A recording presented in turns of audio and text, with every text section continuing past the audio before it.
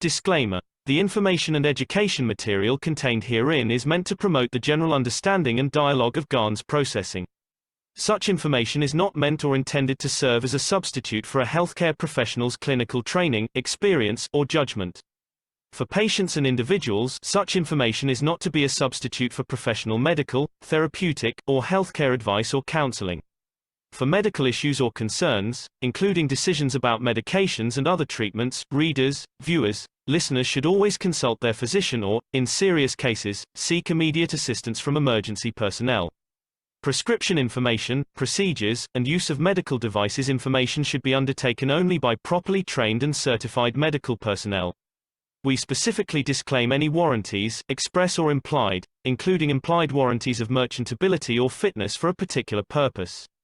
Such information is provided, as is, and is believed to be accurate at the time of its publishing, but it is the viewer's job to evaluate the accuracy of any information found in this presentation. Every case presented is of their own experience, applied by themselves for themselves, and it applies to their case only. Every person experiencing health problems should seek professional medical advice and consult their course of treatment with a doctor. The processes of plasma balancing described herein are a natural process which supports the body but does not replace medical advice or therapies one is already subject to. And now we'd like to welcome Alex. We're very happy to have you with us, Alex, and you've been so consistent in delivering this knowledge and perhaps sharing with us aspects of the technology, aspects of the knowledge we may not have considered, or aspects we perhaps need to understand more of. So thank you very much for coming in. And what do you have lined up today? Is it intermediate, advanced, or are we going in a different direction? Okay, we see your screen is just coming into view. Not yet. It's almost there. There it is. And again, thank you, Alex, for joining us and sharing with us, as we have done in so many different parts of the world through the Keshe Foundation. Sorry, just give me one moment, please. Sure.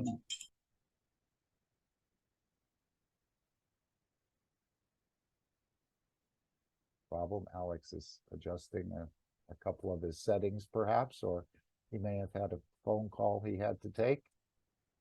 So we'll patiently wait for him to come back in.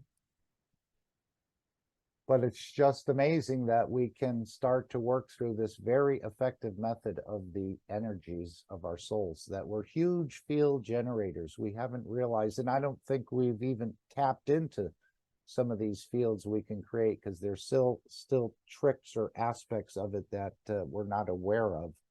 But bit by bit, we're being brought in to understand more of the beautiful creation the soul has created here or anywhere in the universe. Go ahead, Alex, please.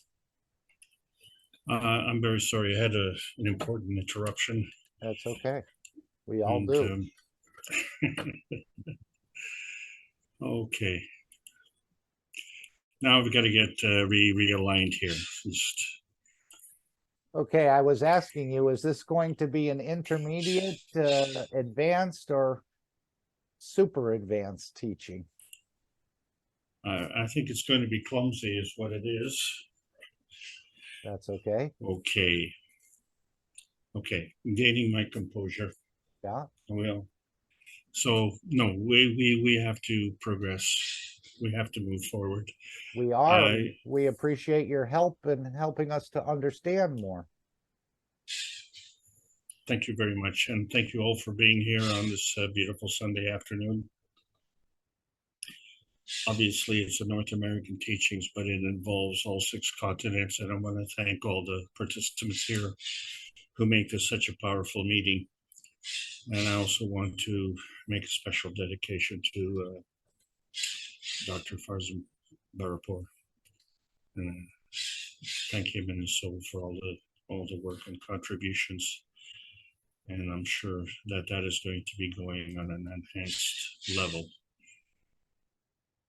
So welcome everybody as we continue with the teachings of Marin Teva Koli Keshe with respect to the plasma science.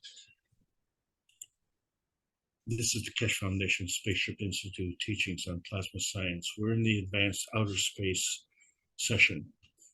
We're going to discuss the Initiator today. My name is Alexander. I'm from Canada.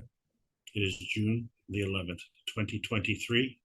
This is the Keshe Foundation North America Plasma Education Series. As I said, it's part of the advanced outer space series, and we've gone through so many over the last couple of years. And we have to remember that what we're trying to do is to condense the thousands of hours of teaching and be not only respectful to the mature students, but we have to be respectful to the newcomers as well, and try and speed things along, because the rate of change is what's the final outcome. And with the added knowledge and the building blocks of the knowledge coming together and combining with the Initiator. And who is that Initiator? We can move faster, because what we're doing is we're searching for outer space. And we've always been satisfied with that little piece of pie in the sky. And even for that, who is the Initiator? And obviously, the sky and the universe is a lot bigger than our little pie. Well, who's the Initiator of that? So when we look at this book number 2, The Structure of Light, and we see that there's a ways and a means from getting from here to there, and obviously back again.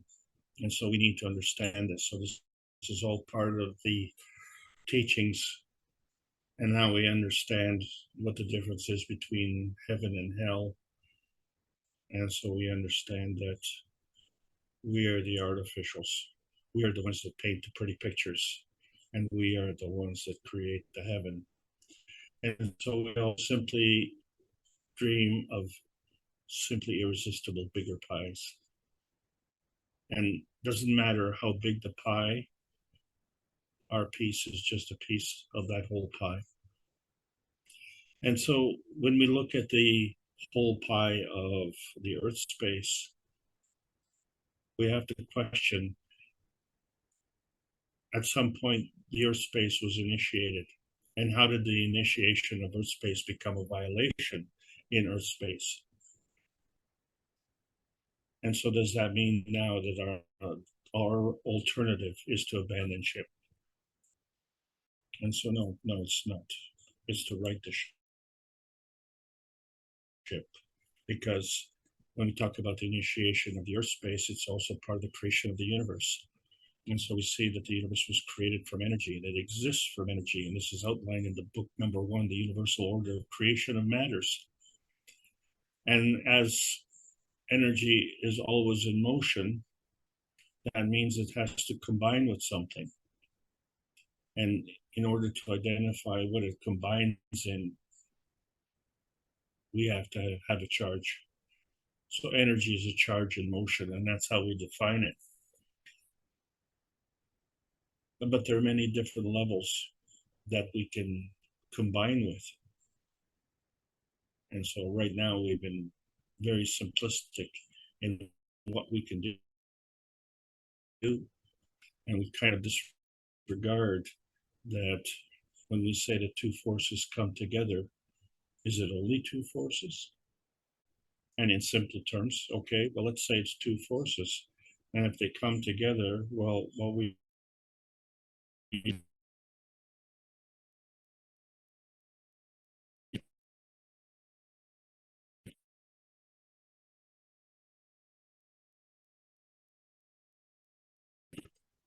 and the reason we chose this planet is because we saw this planet in the first place. And so that's this planet, but it could be another planet. And so any coming together is actually an inertia manifestation. And it's irrelevant of time and distance in that relationship. So the distance applies to positioning. but the time is irrelevant. The only time that is relevant for us is the here and the now. And the here and the now, from now, is the initiator. So whatever we initiate, it creates a binding energy path. And so we see that from our Earth, an excellent teacher, how it absorbs and attracts energy. It does this gravitationally. And that's a good thing, because when we walk on the ground, we walk right side up. We don't walk on the ceiling.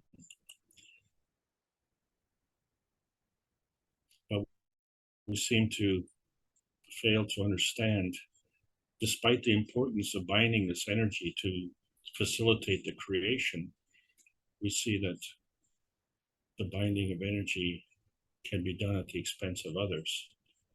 And the problem with that is that it involves stealing and killing and deceit. And it draws energy from the lowest energy form.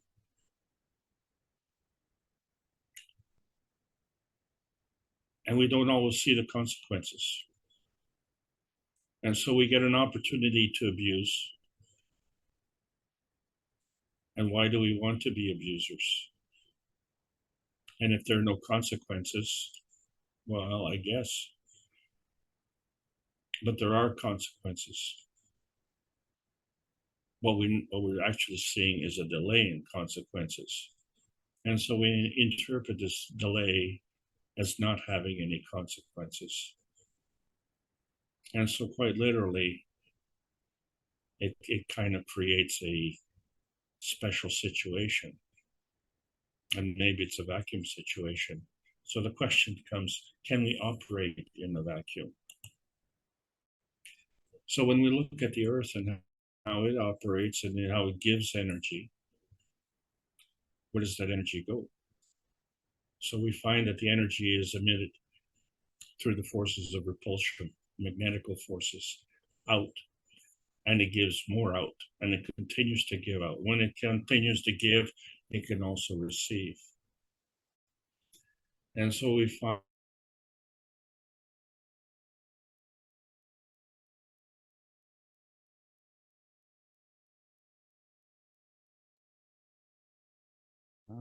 process, and we may interpret this as a lust feeding process.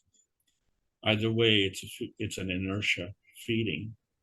And so we see that the feeding comes from beyond the magnetosphere, which that beyond point is in a vacuum condition, and comes to the inside core, which is also in a vacuum condition.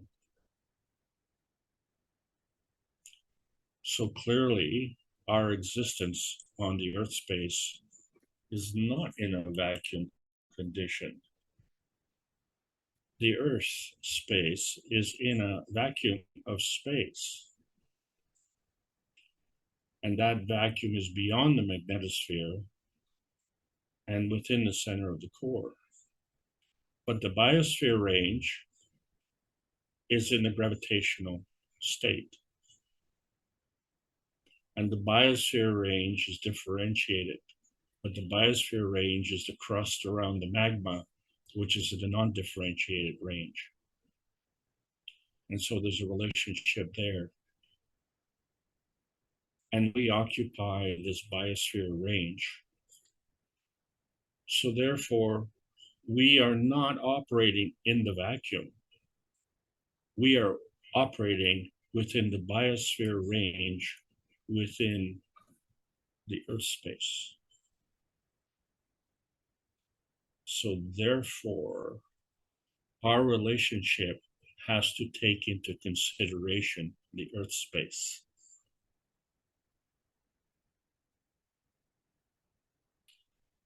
So in order for us to be initiated, the Earth space had to be initiated first. And if the Earth space was initiated, what was the initiator? And if we see that the manifestation of the Earth space is in the vacuum of space, and our existence is within the biosphere range within the Earth space, then we understand that the manifestation of the Earth space does not operate in a vacuum.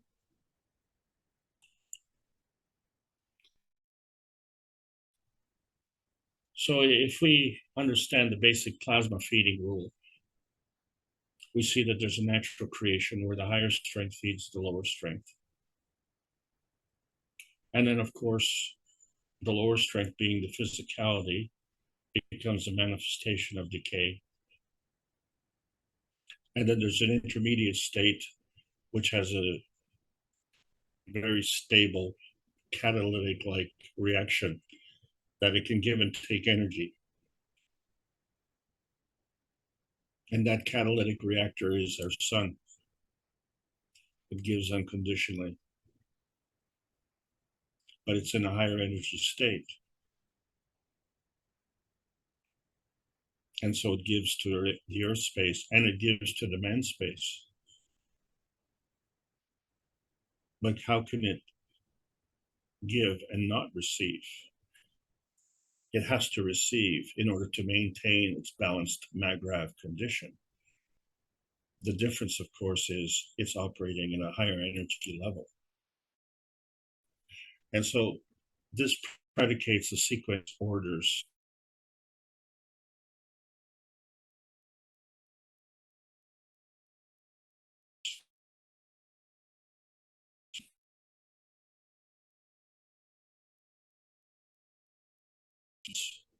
to make choices, where we can turn on and turn off the feeding, where we can increase or decrease the strength of the force field, and thereby enhance or diminish our position.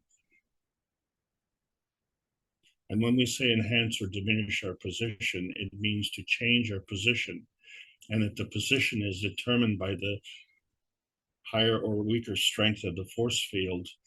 That's the enhancement and diminishment reference. But in all cases, these positions are equal because they have a magnetical gravitational balance, which we call a Maggrav condition. And so we become participants in this sequence and we get a chance to make choices. The thing is that we have to make these choices as if we're the last man standing. And so often we're given choices. And so there was this game show called Let's Make a Deal. Well, today, let's make a plasma deal. And the thing was that they only gave you a choice of one door with no criteria. How could you choose if there's no criteria? On what basis would you choose? And you could only choose one. If you could only choose one, how can you make a relationship? All things are working in combination. So when we look at how we can resolve this anomaly, we can see that two Maggrav conditions, when they interact, they have to have this gravitational bond. And so this bond is, generally speaking, non-visible. But the Maggrav conditions in the physicality could be visible.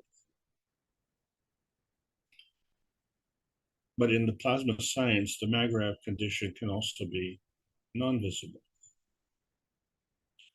So we could have a non-visible Maggrav condition with a non-visible bond. And so it would also be true that we could have a visible condition and a visible bond.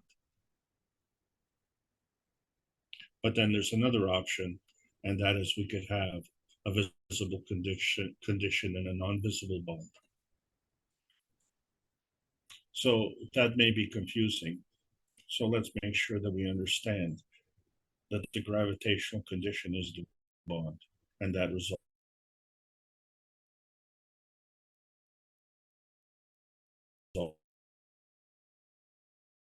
to understand. Can I just interrupt you for a moment, Alex? That's about the fourth time we've lost a few of your words, maybe for 5 or 10 seconds. That usually doesn't happen. I just want to alert you to that. I see your microphone moving, but no sound. So about 3 times today, only for a few seconds, and then you come in.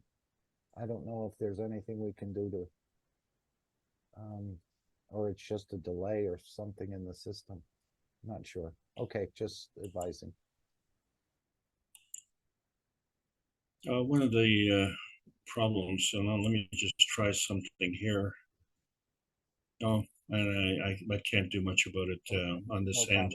problem. You're coming in clear. It's just that a few words seem to be missing a couple times. Okay. As we progress in our society, we have less and less dependence on television and more dependence on internet. And it's raining here today, so Okay. people are not outdoors. They're on their computers and they're hogging the bandwidth. Got it. Got it. Now I understand. Okay. So if there's a major lag, you'll let me know, but I will try and carry on. I don't often see it on this end. Okay. If there's a major lag, then I'm just going to pause the recording until you come back in and we restart it. Okay, we'll work it through. Thank you.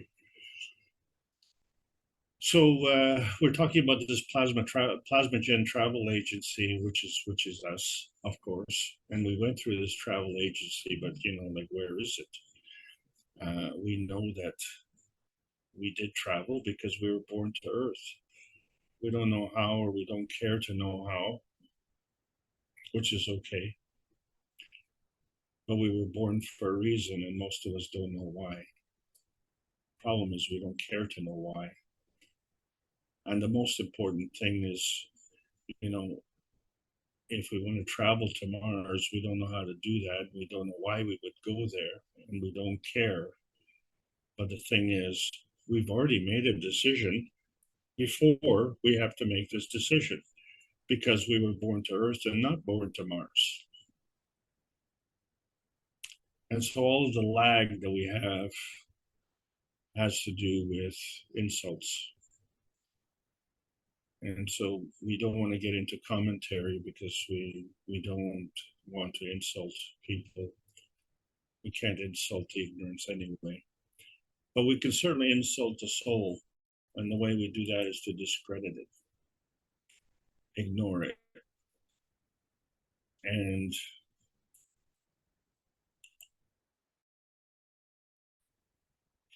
we assume that there's no consequences.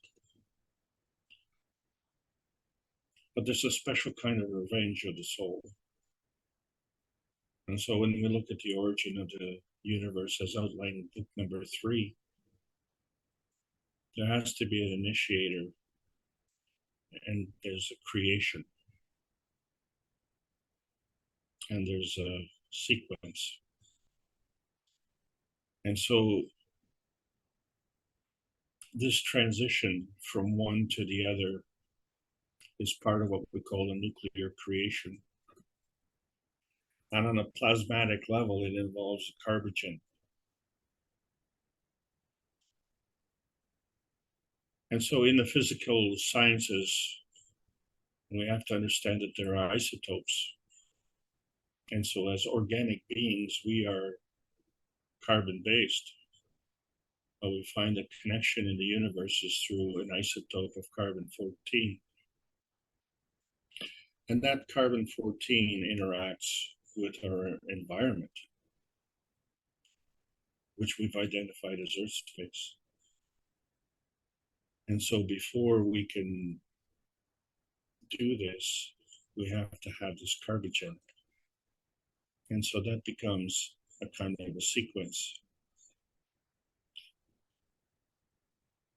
And so as we try and understand things, we can't just say, let's understand things in the physicality. We have to understand things from the point of the soul. And we will understand that. That's a guarantee. But that's not a revenge of the soul. The revenge of the soul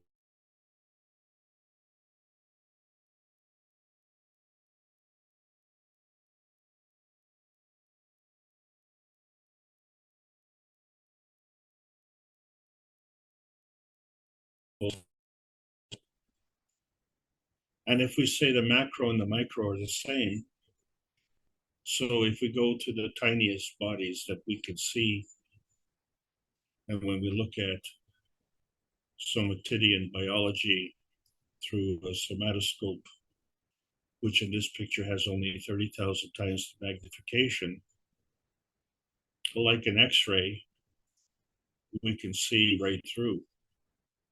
But in this particular thing, we see the outline of the red blood cells. And then the dots that we see are the somatids. And so we can see the relationship, how it compares to a proton-electron relationship. And the area in between the blood cells is in a vacuum condition. But when we look in the center of the red blood cells, there is also a vacuum condition.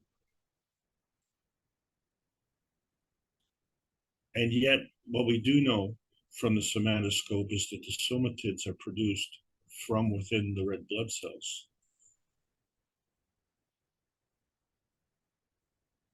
So what initiated that? And then these somatids eventually manifest into cells. So the somatids become the biological initiators. So that covers one sequence, but it doesn't cover the ultimate sequence. And since all of us are warm-blooded, yes, we are warm-blooded. So seeing as we are following the universal laws of creation, it's a wonder that some of us have a vacuum inside our brain and we become stunned. We don't seem to understand. We don't see, hear, or understand evil.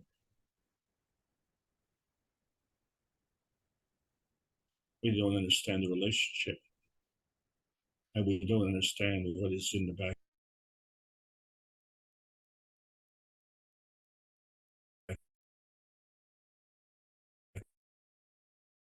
In the vacuum.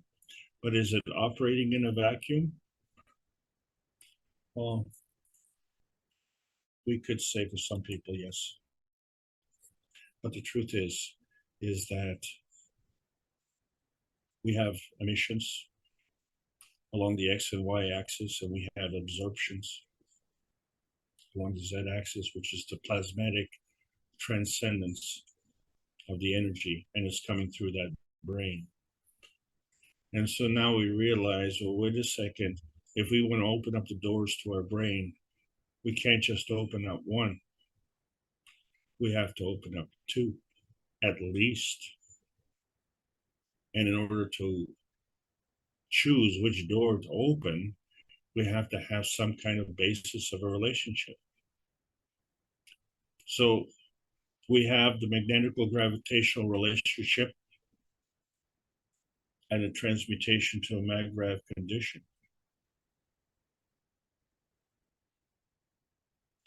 So which door opens which? Well, let's see if we can unravel this plasma deal. So the problem, of course, is that we exist. And since we exist, we are connected to our soul, but our soul follows the universal laws. And so it's confounding to understand why so many of us in the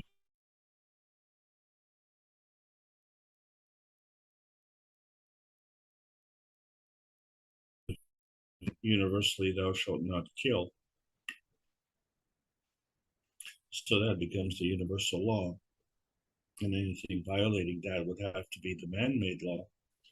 Well, how do we, as humans, operating on a universal strategy, violate this rule? And the way we have to do it is to disconnect from our soul. But it doesn't mean the soul is not there, because we see the manifestation in the physicality, but we're not seeing the morality, and we're not seeing the consistency, and we're not seeing the benefits.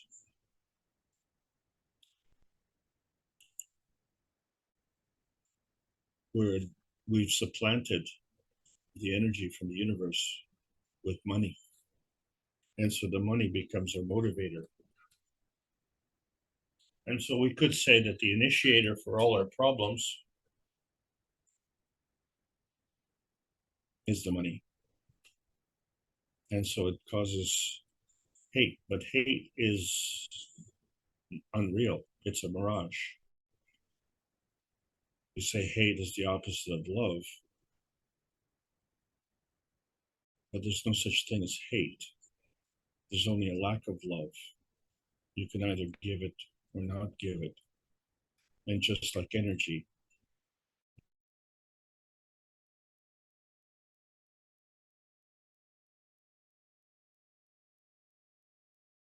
society, and is governed by a family of emotions. And so we see that our relationship, which is primarily from a man-space point of view, involves all these emotions. So we see the emotion of man, which wants to live. We see the emotion of physicality, which is the manifestation in the here and the now, the emotion of presence. And of course, wherever we are, that's our position, and that's the emotion of position. And however we see life, that's our emotion of vision. And so that's reflected in the man-space point of view. But we didn't have that when we got here, and that wasn't the consideration. The soul had a point of view, and the soul space was connected to the emotion of knowledge. And so this came from somewhere, and it came to somewhere. And so the question was, can we operate in a vacuum condition?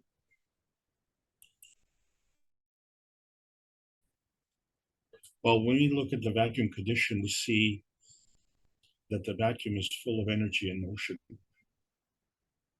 And so we see these PM ticks that are traveling through space. These are all energy feeding packs. The thing is, we didn't say which space. So if we're talking about the space of the vacuum, and we say there's nothing there,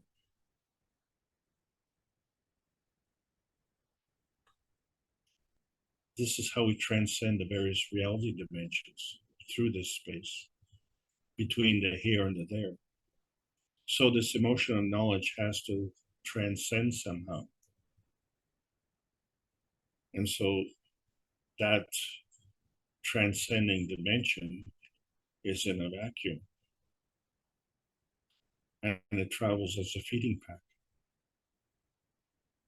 And so we say there's no hate, but there certainly is love. And it's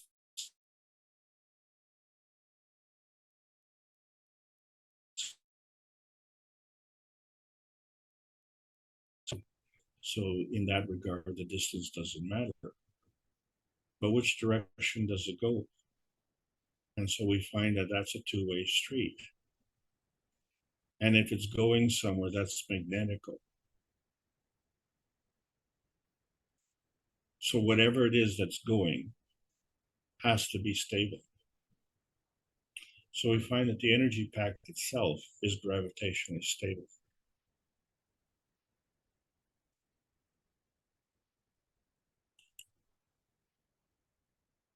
That's why we don't refer to the energy. It's always positive. We refer to the charge of the energy. The charge of the energy determines if it's magnetic or gravitational. And so this fundamentally is a polar energy. And we say there's an emission pole, which is magnetical, and an absorption pole, which is gravitational.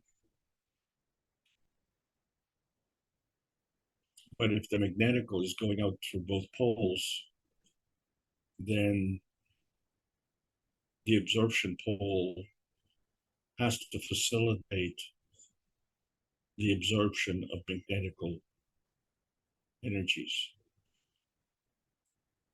And so we see that along the way, there has to be some pole flipping.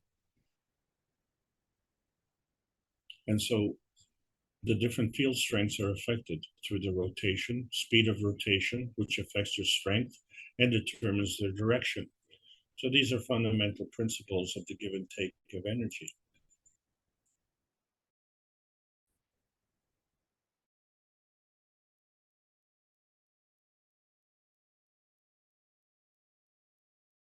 To design cars properly, but we are so in tune with cars having this wedge shape that we've always been driving these cars backwards. And so if we were looking at the best way to design a car, we see that we have to reverse that design and understand that we as the drivers are gravitationally stable. And in order to determine the direction that we go, we have to engage the transmission to either put it in magnetical drive or magnetical reverse. And we know that we have more gears going forward than backwards. So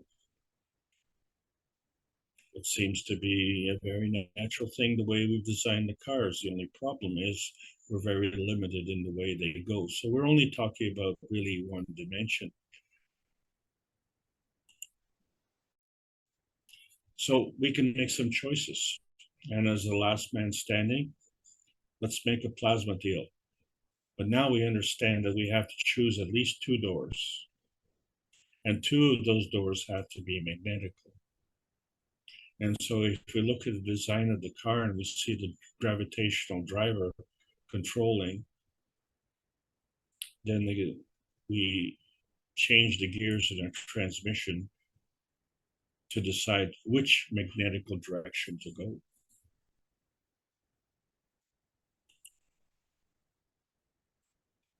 So when we look at the interaction of plasmas and their field strengths, we find that the like poles repel and the opposite poles attract. So in fact, we have 2 magnetical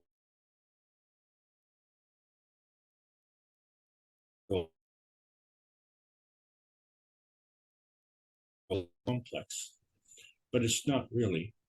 It still involves basically 3 plasma fields.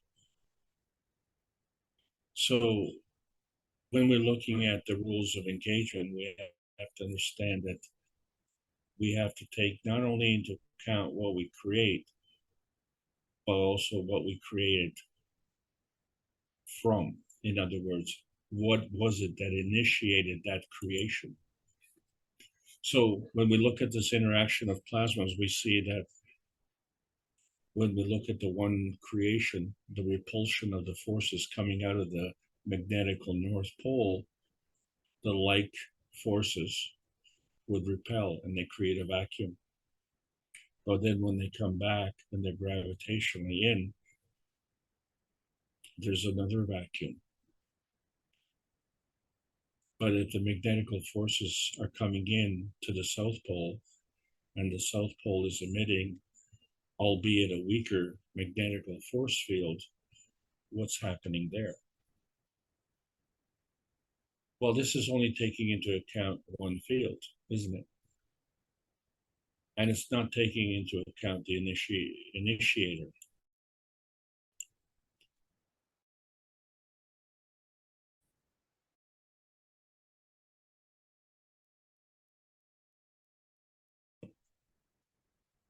Then we don't see the gaps in between, but we have to understand that the gaps are there for a reason. And so there's a magnetical gravitational relationship. And so if we look at the structure of one field and we see that the energy goes around inside, but the energy goes around outside as well. And so we have the magnetical North Pole and the gravitational South Pole. And this is very important because when we look at the path link of 2 fields, And we see that there are polar vacuums because as the magnetical force fields are emitted, once they come out of the resistance of the field, then they repel each other. And in that repelling action, they create a polar vacuum. And there's a polar vacuum at both sides because it's a two-way street. But in order to gain motion, one magnetical force field has to be stronger than the other magnetical force field. And so the relationship becomes magnetical gravitational. And so there's an alignment. And so when you have two atoms that come together, two atoms of an element come together, they create a molecule of that element. Which explains why we can't see atoms. Because atoms are in a plasma state. And so if you want to see the physicality, we have to get enough atoms together and slow down the reaction. And so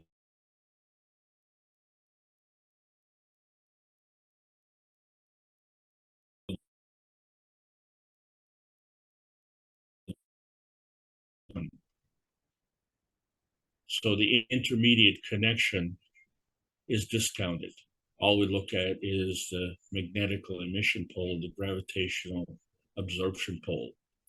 And so we look at collectively the combination of the force fields create one force field and they act in unison. And that's what we constitute as an element. So when we're defining a plasma, we see that it's at a different kind of energy state. And it varies. We start in basic physical energy states and migrate right through nano, GANS, plasma, plasmagen, and radiance energies. And this helps us understanding our Earth space. And we see all of these energy states manifested within our Earth space. And then we understand that we have this inner space, not only our inner space, but the Earth space inner space. And so we're continually searching for outer space because we don't know where it is. And this is very important. It's one of life's lessons. And life is very important to us. So this is the lesson we have to learn. So as we're reviewing nanostate, let's review GANS state. We see that GANS state is a kind of energy state. And it's a plasma condition of energy in motion. And it's higher than nanostate. And it's higher by orders of magnitude. And it creates a superconducting condition.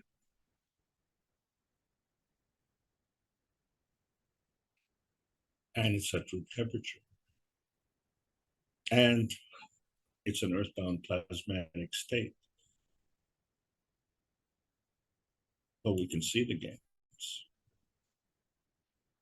And the GANS has a special affinity. It's highly reactive. It reacts to the emission spectra. And it facilitates absorption. So simplistically, we could say the GANS is a natural lie detector. So if we understand that GANS is within us, in our inner space, and our plasmatic construct, our fundamental plasmatic construct is a natural lie detector. And the energy of love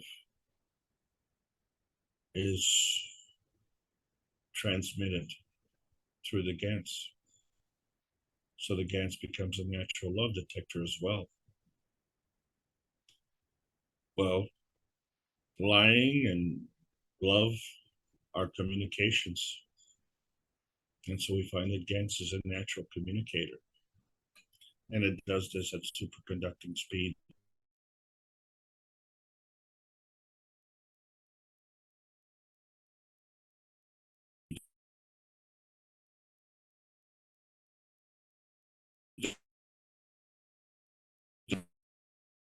Physicality. But that's man space's physicality. It also positions itself within the Earth space physicality. And both of these become part of our visible reality. So the non-visible emotional reality is a part of our visible reality. But is that the initiator? So when we look at these fields and how they come together, we have to understand that it's two fields create a third field. And we say that 1 and 1 is more than 2 because there's a synergy that evolves out of the inertia combination of these fields. So 2 of these are defeating dimensions, but the one and the other one are not the same.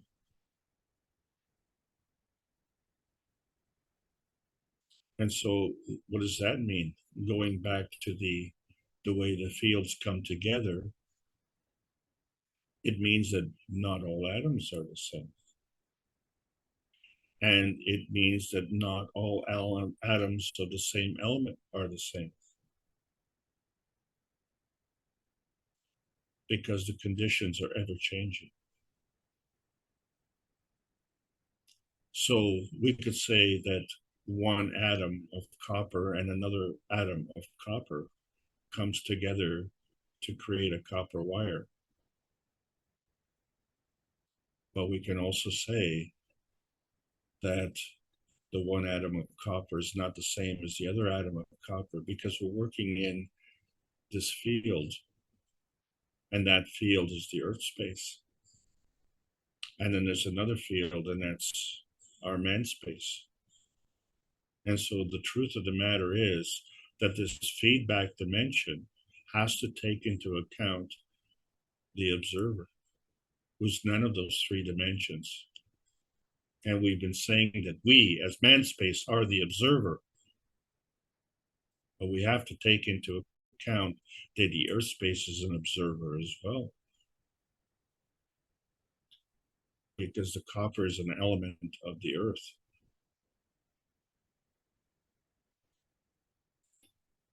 And so what becomes interesting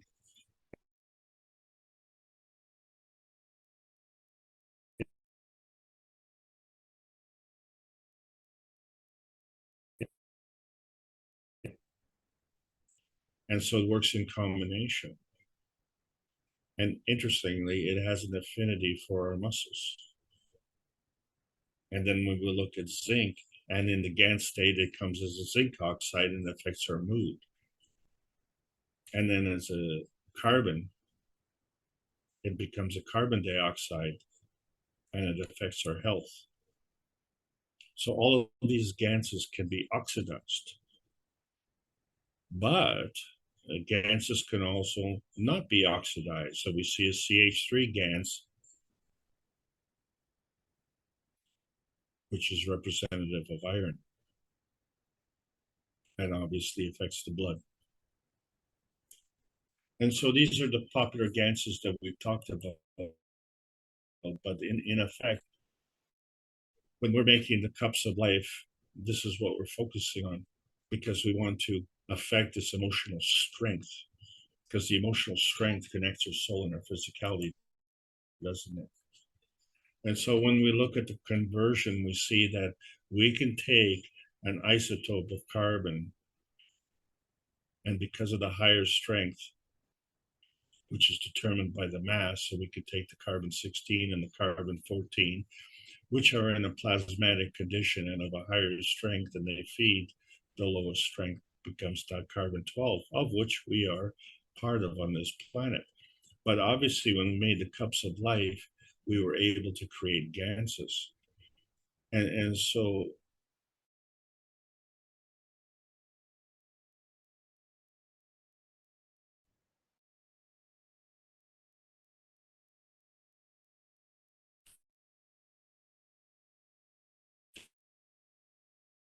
all of these are isotopes, except for the carbon-12, which is a manifestation of the physicality. But they all follow the rules of higher strength feeding the weaker strength, except for one small little problem. And that is that what we created in the cup of life was not what we initiated. we initiated copper, nano-coated copper, and a saltwater medium, and we created all of these ganses. So it came from somewhere. So this became a manifestation, and we had CO2 GANs and calcium GANs and zinc GANs and copper GANs and amino acid GANs and even water GANs. And this all created in what we call the cups of life. So now we understand that we were able to interact with all of these elements, which are already part of the Earth space, but by creating a condition, we created an attraction, a force field that came together to create this GANS. And now this GANS is reflective of an emotional construct, which can act as a lie detector and a love detector and follows the emotional construct. So by definition, it's not an initiator. And then this relationship where we have the cup of emotion, the cup of physicality, and the cup of the soul has to interact, obviously, with the cup of the earth, because now we have to take into account the environment. Well, if 1 and 1 is more than 2, what is the result? And that's the fourth cup, the cup of inertia. So we find that it isn't just 1, because when we look at the 1 of the combination of the emotional, physical, and soul cups, that's 1. But it's not the same 1 as the cup of the earth. That's a different 1. And then when we bring the 2 together, we find that it's more than 2, because we still have the 1. And we can still give, and we can still take. And the balance is a Magravh condition. And all we have is the product. Well, what's the initiator? And we say it's the soul. Well, it's a good thing, because every one of these cups has a soul.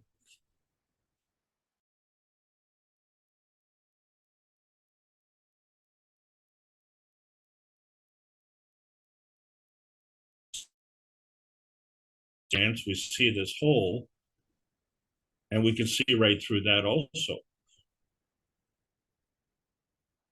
So what we don't see is the initiator of all the constructs that we're looking at here, because each and every one of these is part of the plasma inertia family, and it involves this emotional feeding and this emotional feedback. So getting back to the amino acid affinity, and we see that the basic components of nitrogen, hydrogen, carbon, and oxygen act as either a facilitator, a magnetical force field, a connector, or a gravitational force field.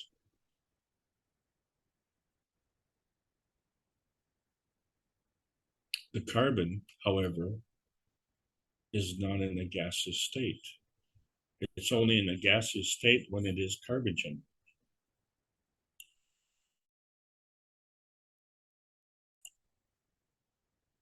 And then sometimes in a gaseous state, we have water vapor. But water acts like an energy parceling unit, because it's a combination of hydrogen and oxygen. It's not an element, it's a molecule. And it's a H2O is what we call it. But as a Magravh, it's round, it's gravitationally stable, and it's pH neutral. But it's the universal solvent of life on this planet, and is what makes life on this planet possible.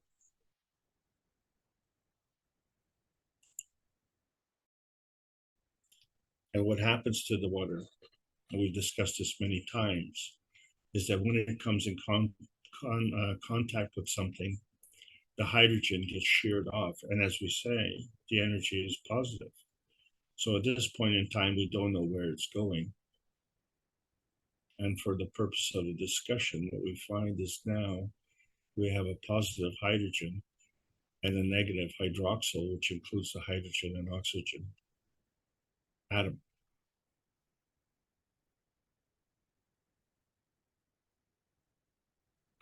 So this is part of the electron sharing process where we're exchanging energy. But the thing is,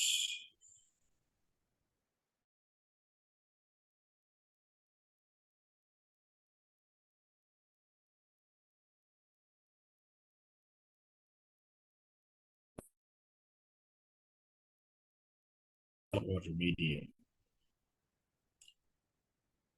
And so when we look at this chart, there's an anomaly here. How can these fields come together?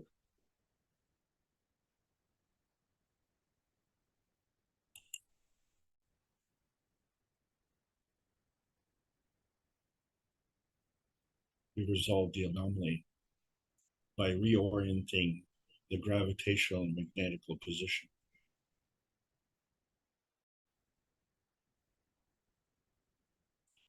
You want to see that again?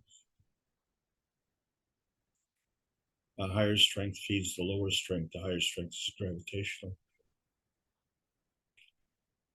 And then from the carbon-12, we created the GANs. And that's magnetical. In the overall picture, the higher strength being gravitational feeds the magnetical.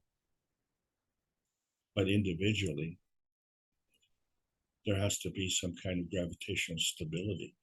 And because the magnetical force fields are a two-way street, that's how we maintain the balance.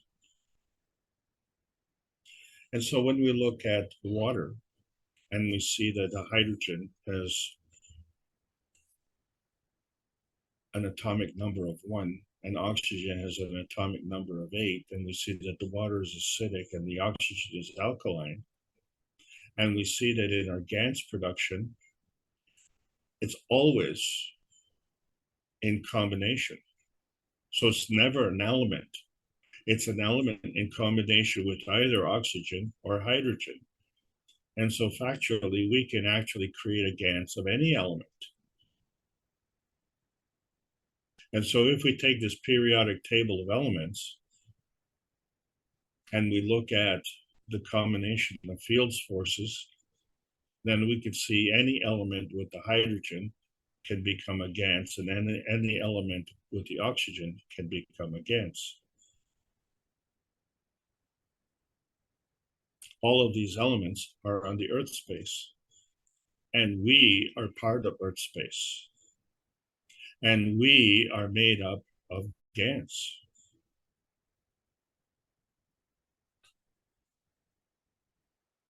And every one of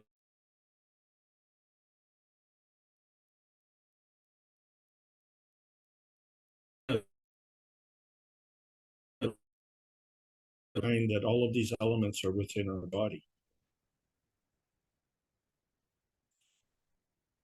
which is why we as humans have this affinity for the Earth space.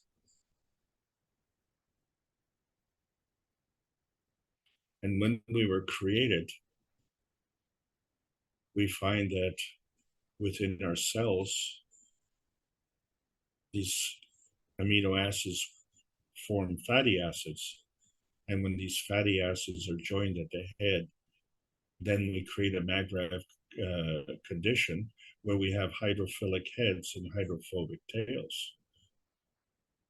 And this is a good thing because the creation of protein is also the creation of water. This is how we produce amino acids in our cups of life and the water in the cups of life. And then how does it entertain the environment? Well, it forms a skin of the cells. And so if oil and water did mix, we'd just be bags of mush. But fortunately for us, they create these phospholipids, which are the layers of our cells. And so there's an outside and there's an inside, and then there's this transition layer in between. But we have these hydrophobic tails, which are head to head. So that means the heads are hydrophilic. So there's water on the outside, there's water on the inside. And so energy is trans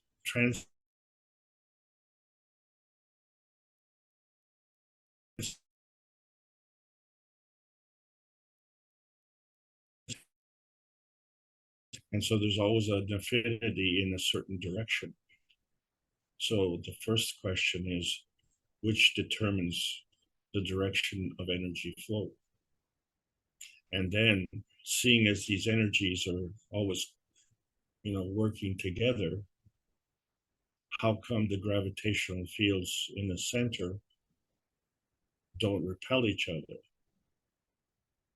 And that's because they're opposite poles. Some energy is coming in and some energy is going out. And this is the process of growth and feeding. But what's the initiator? What is causing this transmutation? Because this is how the cells are fed, and then this is how the cells grow. But also, the cells position themselves, because we have 70 trillion cells in our body, and you don't want the toes to grow on the nose, and everything is organized. All the cells are differentiated. How does this happen? So when we look at the matter plasma dimension, we see that there's a physical matter and there's a plasmatic matter. Our problem is that we're feedback dominant. The physicality is the feedback part of it. In other words, it is not the initiator. And so when we're looking at the inertia of relations, we see that the higher strength feeds the lower strength, and that the strengths can change from level to level by an order of magnitude. And so the inertia fields accommodate each other by strength.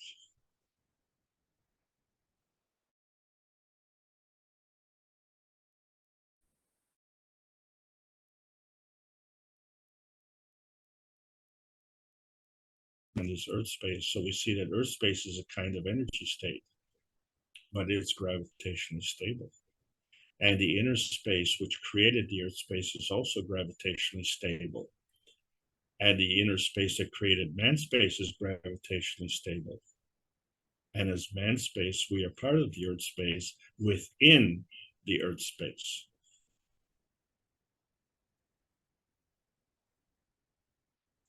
This is the binding energy. We have a binding energy. The Earth space has a binding energy. And the plasma is bound to the ethos of the universe.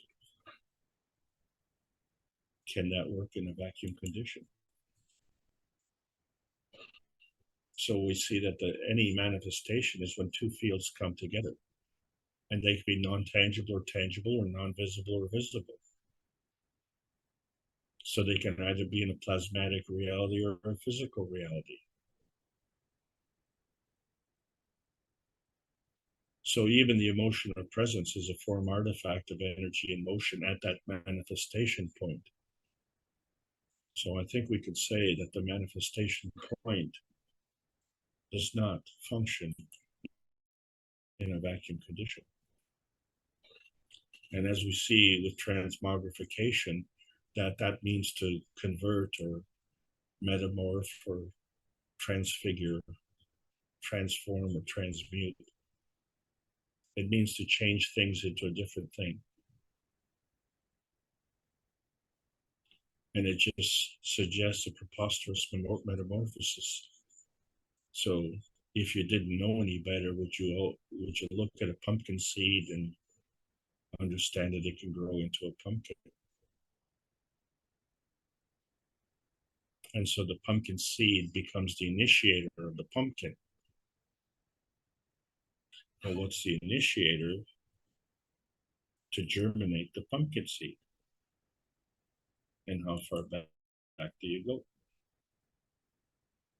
And so if we look at the creation of how we have these force fields coming together, and we see in our cells that the energy is coming in and going out, and yet we see that the relationship with the gravitational force fields create another gravitational force field. But in this case, the poles are the same, and so they repel. And this is how we see the chromosome division and the cell division. And cells multiply through division. It's a kind of an anomaly.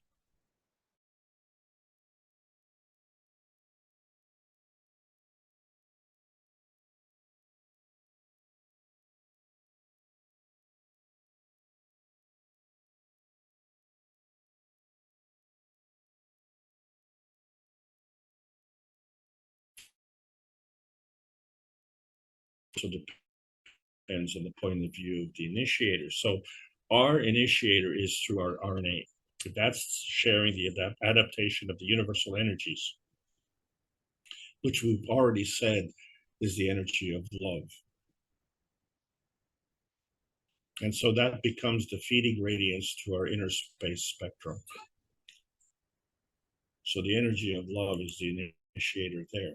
But when we look at the DNA shares the adaptation of the earth space energies. And we find that the initiator in the DNA codons is methionine. Methionine is available from red meat, and one has to wonder, is this the reason that man has to kill to feed himself?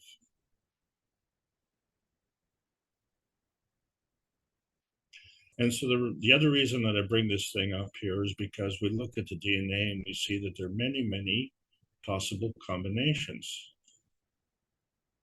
until you take one factor into account, and that is the initiator.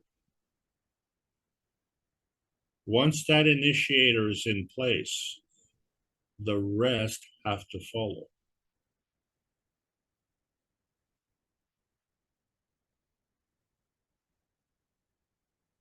There aren't multiple combinations.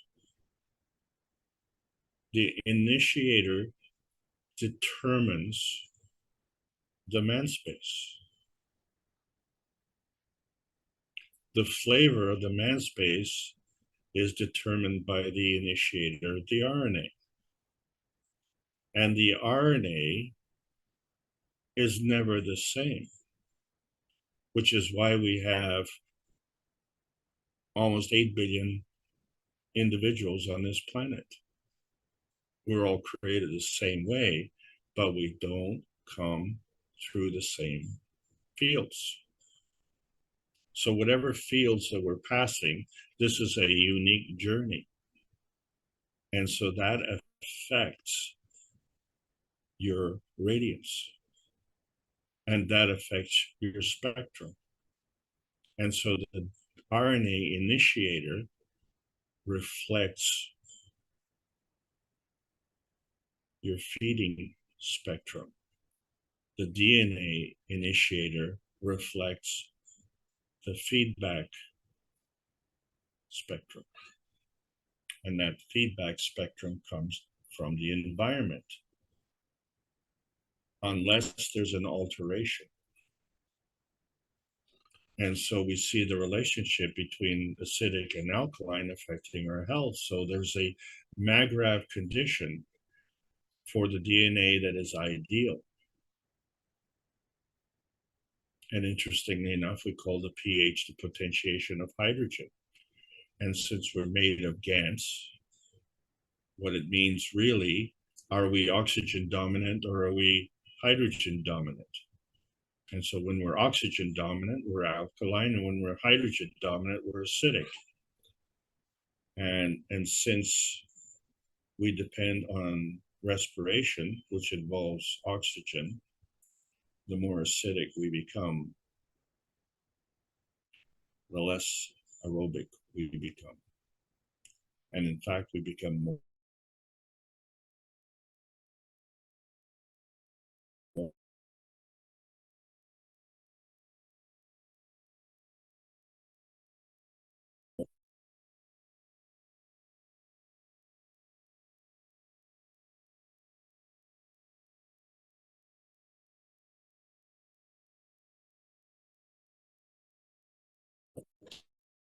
steady. But it comes from the emotional connection of mommy and daddy. And the initiator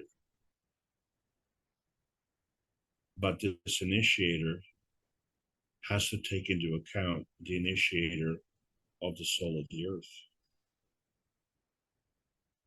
And then we have to agree. We have to agree on this interaction.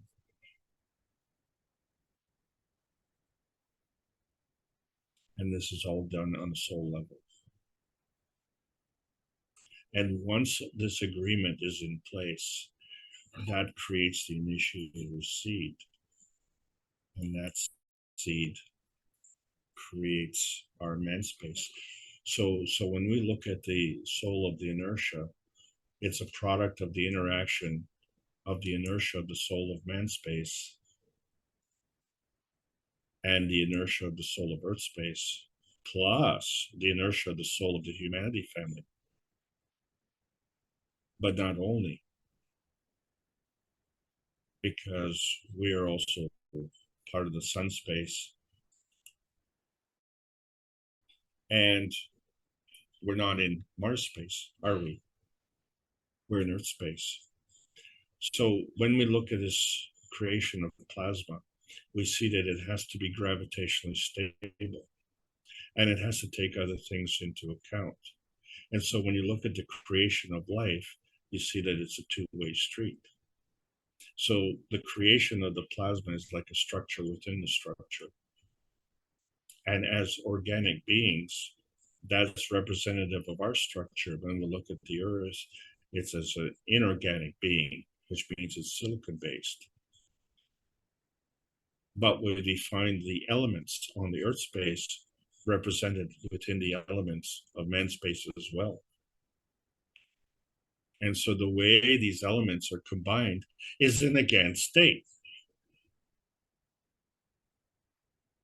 It's when they're in a GAN state that they can combine.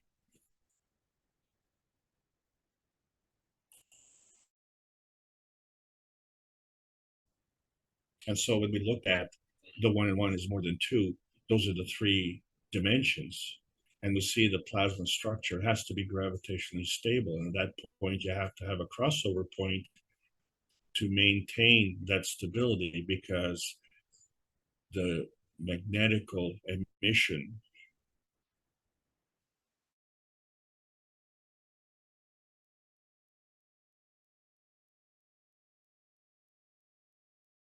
and as such, that's how you determine your field strength and your position, because the emission in both ends is affecting your field, your neighbor's fields, and every other field around. So the question do you have is, how much do you take into account? And the problem, of course, is that this gravitational stability of these 3 components here does not operate in a vacuum. So the soul of inertia is the bringing together the convergence of these fields. And each of these fields, in terms of creation, have a convergence and divergence fields, and in the form of decay have a convergence and divergence field.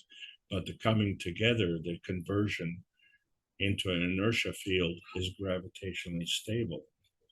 And that's why we can dream of bigger pies. And so when we look at our dreams are representative of us and our spectrum. But is that spectrum a physicality spectrum or a plasmatic spectrum?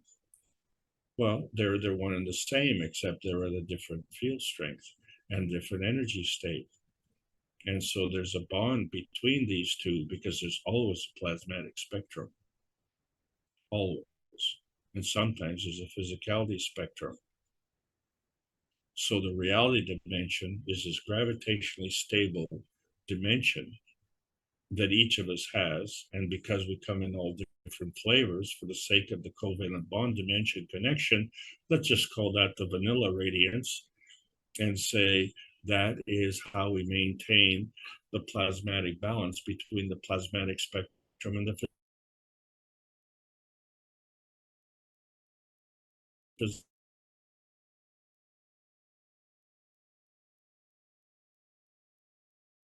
transportation in the Earth space. When we have a physical vehicle, it has to have gravitational stability.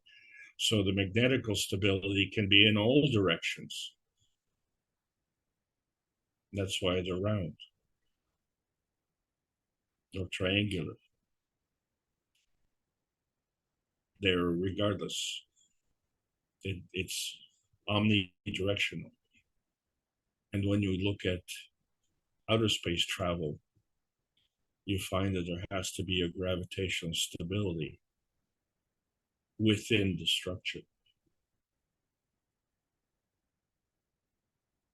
And that becomes the door you go through for outer space travel. But you have two other doors that you have to decide on.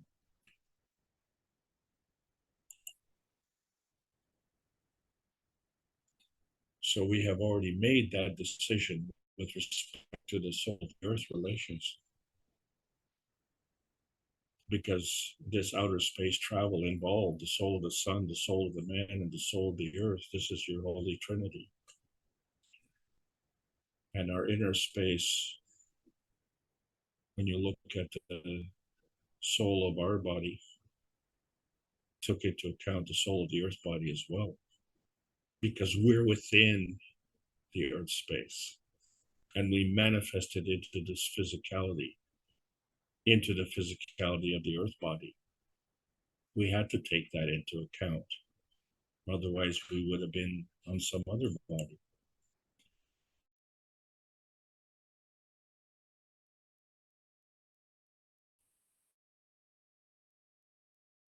Magnetical feeding and how they come together using the plasma dilution technology to create this force field, which is a combination of the principal matter, transition matter, and convergence matter. And when it comes into a plasmagen conversions, then it's in a hybrid state, where 1 and 1 is more than 2, but that hybrid state has to take into account an environment. And so that becomes the place, the some place. In our place, it's the earth space. And the combination of those two creates this field interaction, which is a balanced maggrav field, which we call inertia. This is the matter-gen convergence.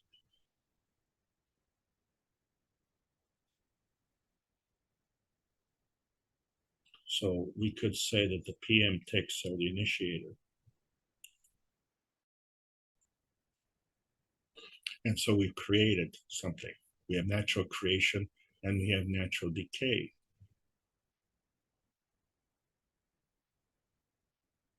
And so we see how the atoms go from a neutron to an electron-proton marriage. But in the process, they release PM ticks, but they release it through the natural creation, and they also release it through the natural decay, because there's always energy in motion. And we know that because we have a soul, we have emotions, and we have physicality, and we are also the bonding fudge factor for the whole thing. So we need to learn our lessons well.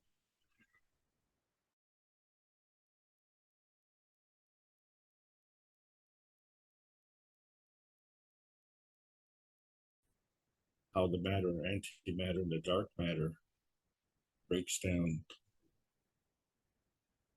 into an atomic relationship, breaks down into a proton, breaks down to an electron,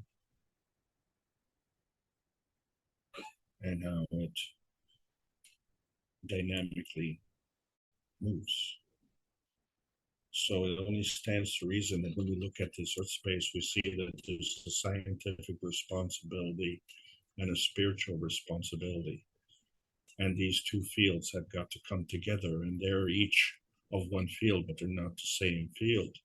So it's the plasma science that adds to the knowledge, and it will affect the rate of change. And that's why we say that 1 and 1 is more than 2, because we don't know at what rate of change. And we haven't put a limit. It all depends on the initiator links. because all of these links are traveling at the speed of light, and the speed of light is unlimited. And the reason is because when you look at this plasma dilution, it doesn't matter how many things we take into account, we never seem to take enough into account. Because we look at the over 100 elements on the periodic table of elements, and they're taken into account, and we don't take that much into account.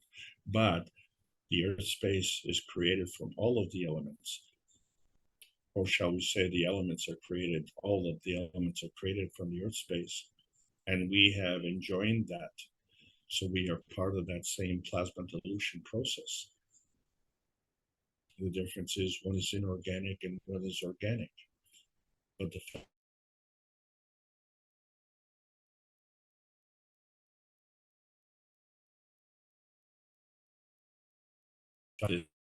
is density seeking acts not only in a rotating field, but in a spiraling rotating field. But we can gravitate right to the core. We don't have to go level by level. There's no rule that says you have to do that. You can transcend many different energy levels. And so at some point, we've manifested our emotions of vision. And we only say that, we judge things by what we see, hear, smell, taste. And these are all part of the feedback vision. But then we look at our soul positioning and we see that we can't just rely on the feedback. We have to rely on the feeding. And we have to understand that at that point in time, once it's fed to us, what happens then? Then we become the feeder, don't we? And so where does the plasmatic reality stop and where does the physical reality pick up? And how does the plasmatic reality become the physical reality, and how does the physical reality become the plasmatic reality? So we see that there's a plasmatic symbiosis.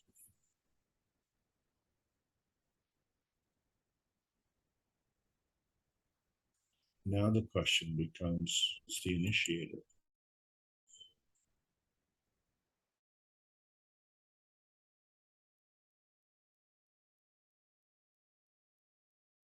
It's the gravitational point. And from there, we have magnetical emission. But we also have magnetical absorption.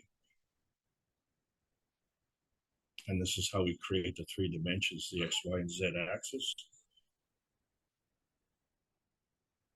But this initiator that we have is connected somehow with another space-bound connection. And so we find that the manifestation of our physicality is really based on the gravitational nature of our soul. And so regardless of which axis it is, we see as the 3 dimensions coming together, they come together as the form of our star formation. And so this could be in our imagination, or this could be in our manifestation of reality. The star formation connection is based on the plasmagen initiator. That plasmagen initiator can come from somewhere, or it can come from within.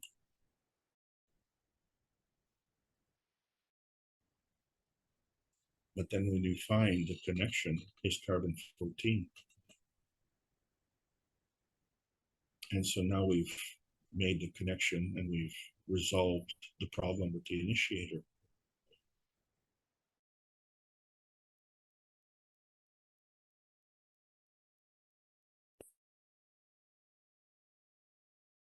Because they affect our field strength, they affect our positioning, don't they? So there has to be some kind of connection. And this connection has to be in a plasmatic state. And so we find that this plasmatic state has to be gravitationally stable. Otherwise, we aren't going to move anywhere. So, which means that our man space really overall has to be magnetical in our dreams and magnetical in our physicality. So that means we have to have a gravitationally stable emotional connection.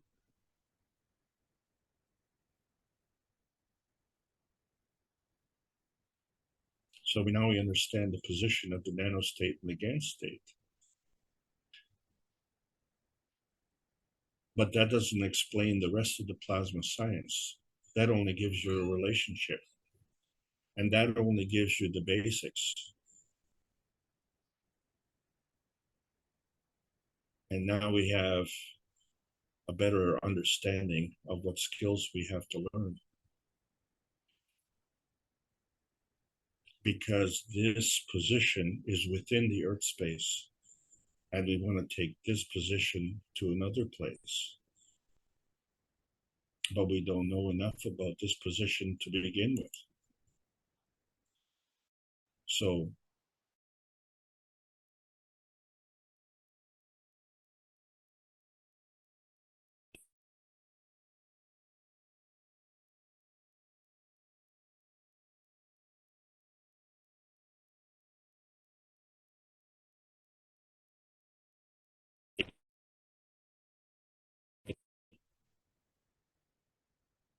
operates in a vacuum, and the inside of our existence operates in a vacuum.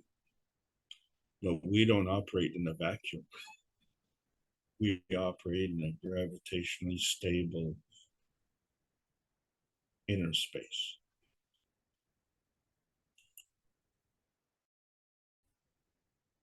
And it is from that gravitationally stable plasma within us that we can have this radiance, a feeding radiance. And then as we interact with our environment, we go through this radiance pole flipping, which allows us to have a feedback radiance. And this is why when we're looking at our physical reality, which is really part of the emotion of presence, we see that we have two enhancement units. We have a material enhancement unit, which is gravitational, and a body enhancement unit, which is magnetical. Magnetical because it enhances the soul, and gravitational because it manifests into physicality. And so it's a two-way street. And this involves our soul. But not only, it involves the source of the initiator. So the relationship vacuum that we're talking about is always between these two. What we're looking at is whether it's outer space or inner space, where we're looking at what's in between. And the same thing with the cell space. And the same thing with the physical space. We're always taking into consideration two other fields. We just have to decide which two fields.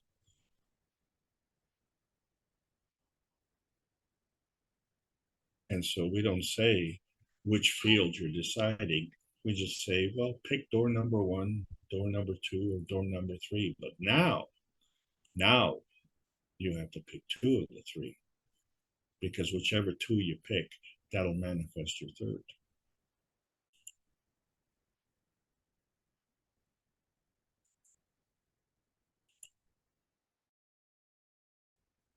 And so we have to understand that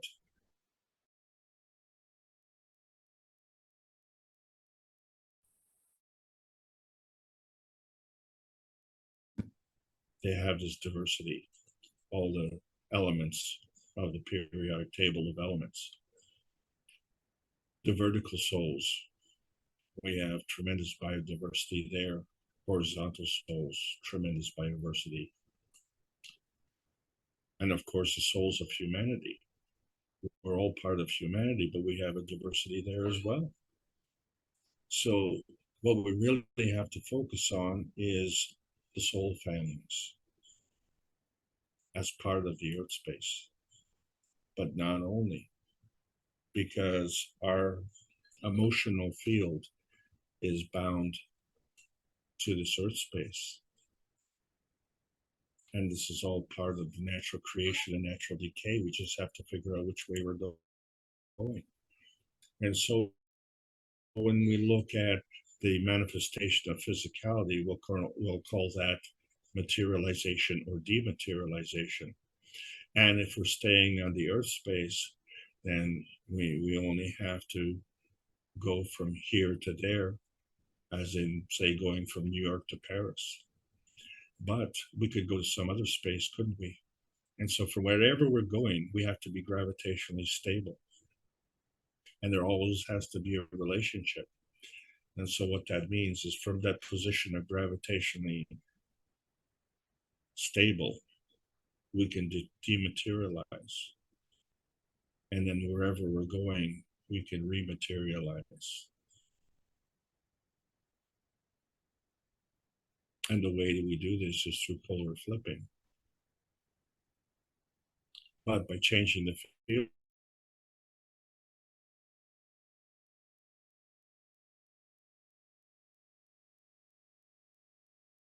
you have to specify which space at this point in time, because the way we travel in outer space is the same. We just have to determine the initiator.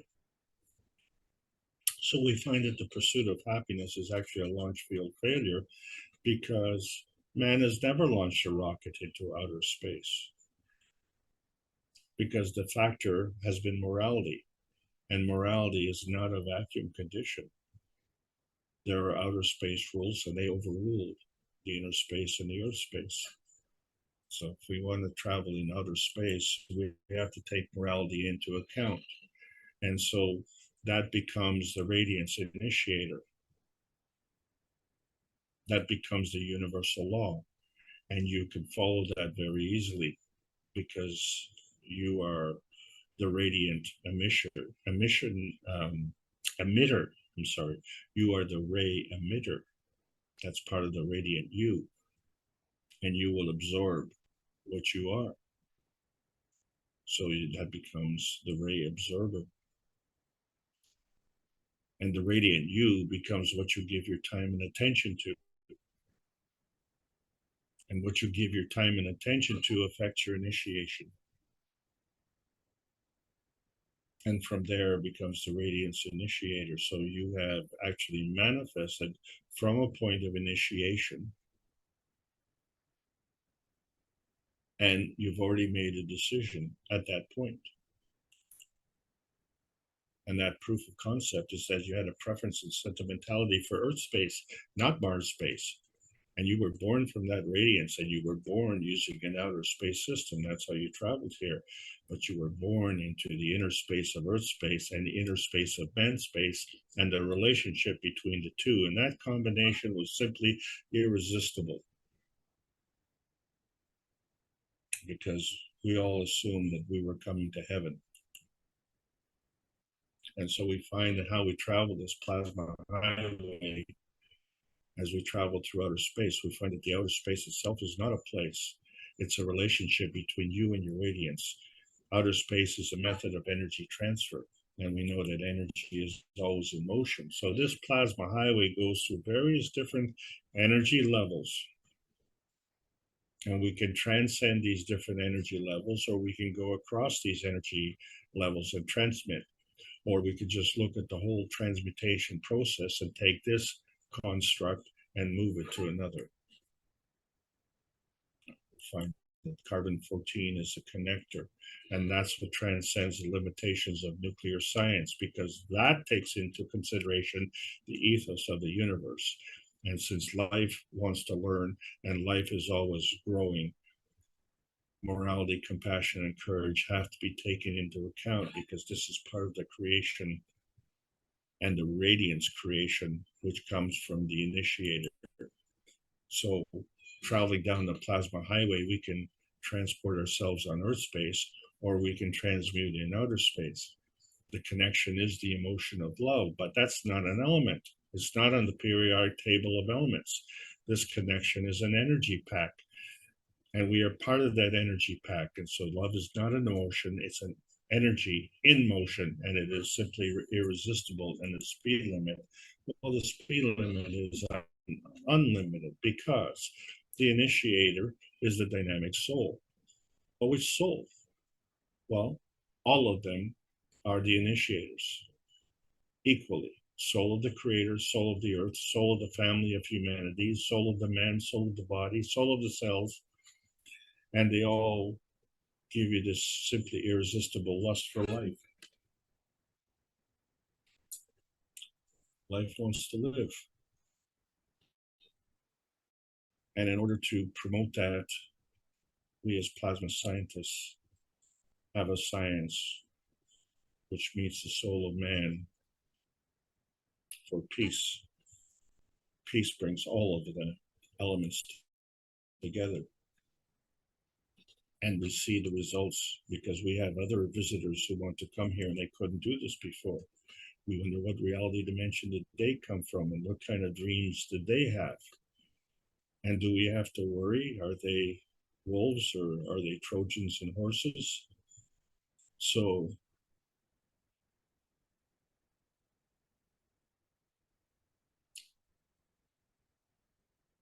we find that the vacuum condition facilitates the initiator. Who is the initiator? Who is the plasma initiator and who is the plasma receiver? They want to come here. Are they initiating that? Or did we initiate the invitation? These are good questions because the simply irresistible energy of love is a two-way carbon connection.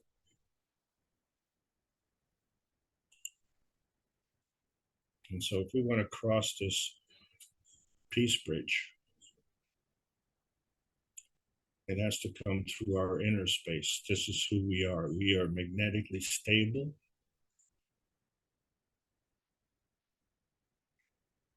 And it's that connection, the peace connection, that connects to the plasma outer space highway. The outer space highway is in a vacuum condition, but the morality is in a gravitationally stable condition. And it is from that stable position that we can be magnetically stable and we can decide, we can make choices. I mean, the first choice that we have to make is to reaffirm our connection to the earth state inner space. The peace dome is the inner space dome of the earth space, and we are part of that. We are within that dome, and we can contribute to that dome. And since we are all witnesses, morality has to take over. That has to be the initiator. And so when we see now, we've achieved the 277th one nation, one planet, one race for world peace. We're just missing 2 more letters. We need to do this in one go.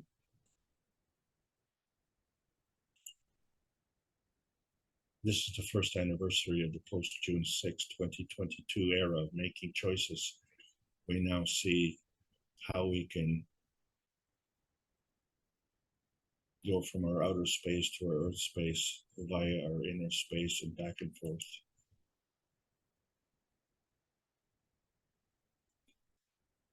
We see the plasma dilution of our emotions. And from there, we can detach our emotions and manifest into the energy of love. Because that's how the universal community works. And the connection is there already.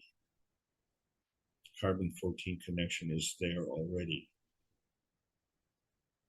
And it's very stable. But it's susceptible to the initiator. because we have all these emotions, and these are all part of our radiance inertia. And so in order to achieve this stability, we have to elevate to a higher energy field strength, because we can't play the game in a game with no rules and no morals.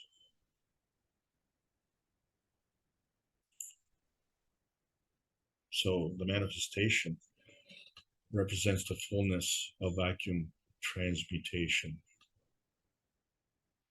and is tied to the seed of the initiator. So the plasmatic field creation is a manifestation that comes from this seed. This manifestation is an interaction of two plasmatic field forces, and whatever focal point that is a mirror of your journey. And so each of us has an individual journey, and that's why we're all individual souls, and we're all spiced with the essence of being individuals. We need to stop self-defeating practices. We have to stop the abuse. So we have to understand that it's not our fault that there are abusers. It's our understanding that's a problem.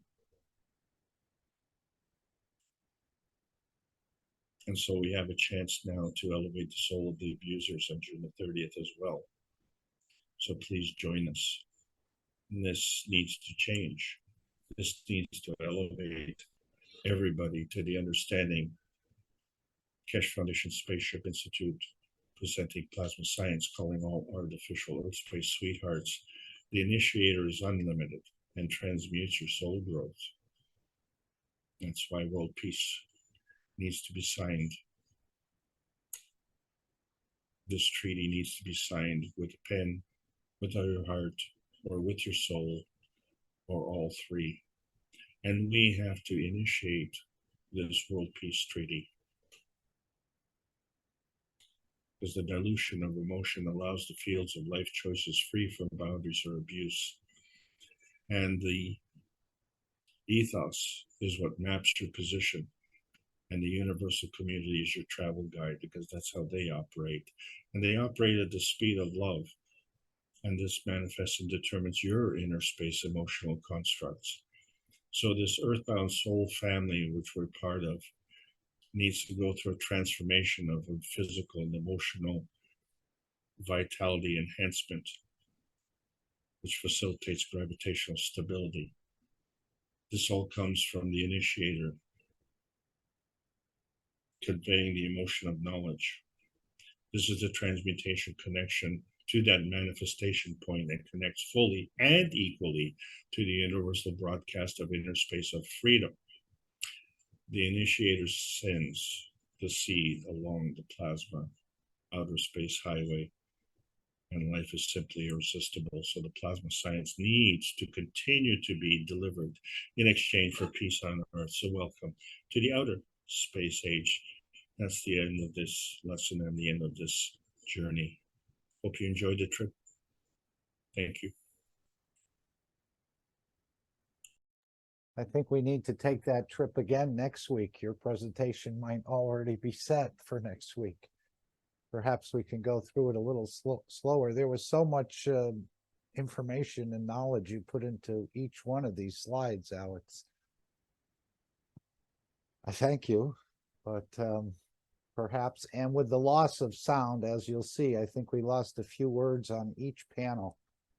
Not each and every one, but a number of them, more than less. So perhaps next week, going through this again, your presentation is already set, and maybe we can open up some of these a little bit more. I don't know if you like taking questions during your panels, but there certainly was a lot. But let's open it up for the others. I may have to redo it, and that'll be fine. Well, you listen to the recording and you'll see. I thought it was because when you put the panel up, it took some of the bandwidth away, but that wasn't it. And I was going to stop you a couple times, but then it came right back. So Um, perhaps it was the rain and the lack of bandwidth, because this Oh, hasn't happened there's before. so much going on. I'm sure you've noticed that every time we have a knowledge seekers workshop, there's a flurry of activity on YouTube. So people have to, run now to keep up to date with all the latest developments, because they're certainly not getting it from the evening news. Agree. And that's probably why we shouldn't be focusing too much on it.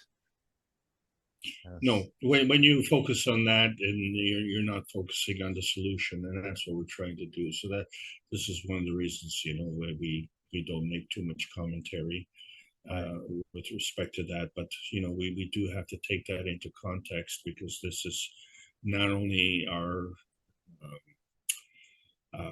physical manifestation, but it's also the purpose for us to be here. And so we have assignments, we have to do it, and we have to do this happily, willingly. It's just the way it is.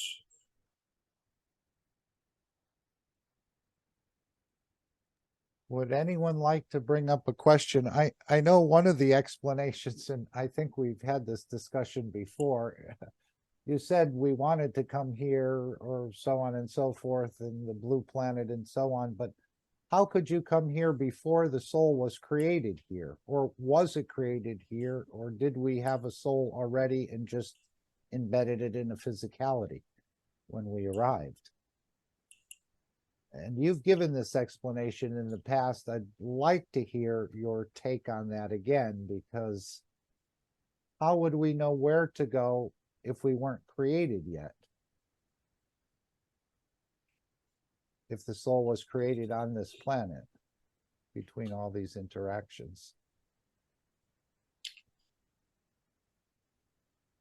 The soul is part of the creation, and the soul is part of the initiator.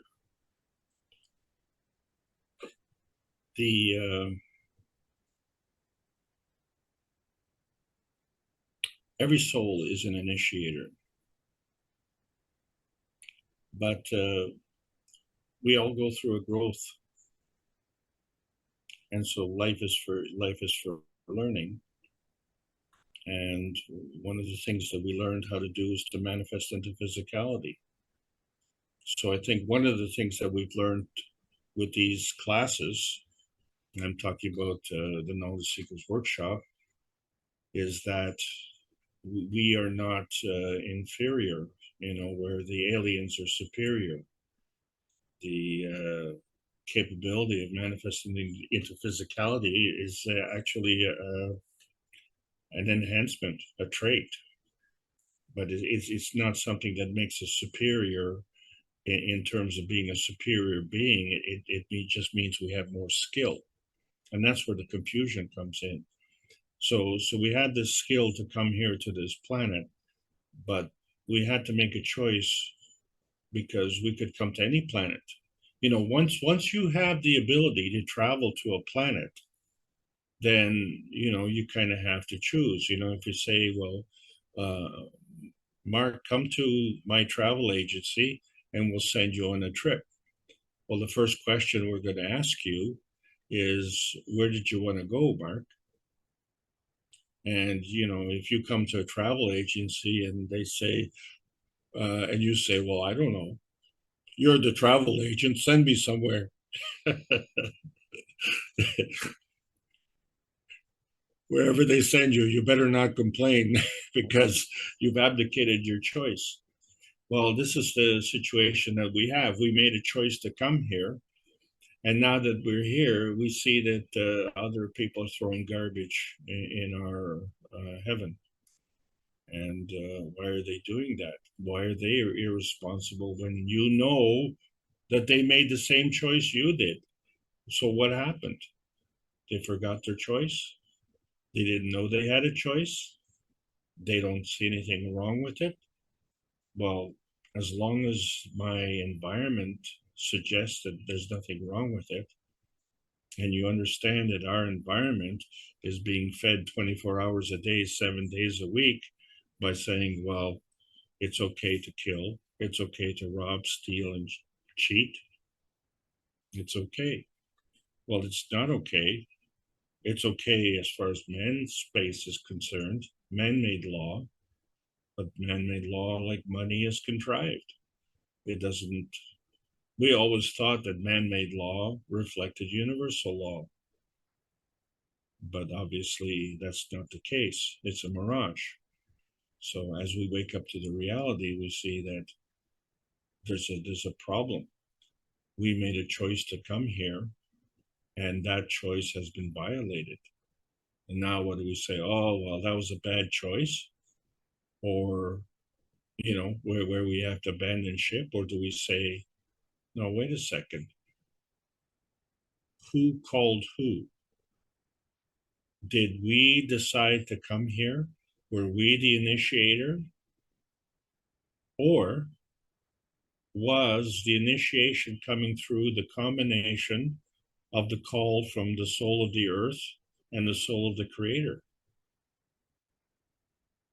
Which would make sense, because if the soul of the creator initiated the force field and the soul of the earth created a force field, and that coming together created an inertia field,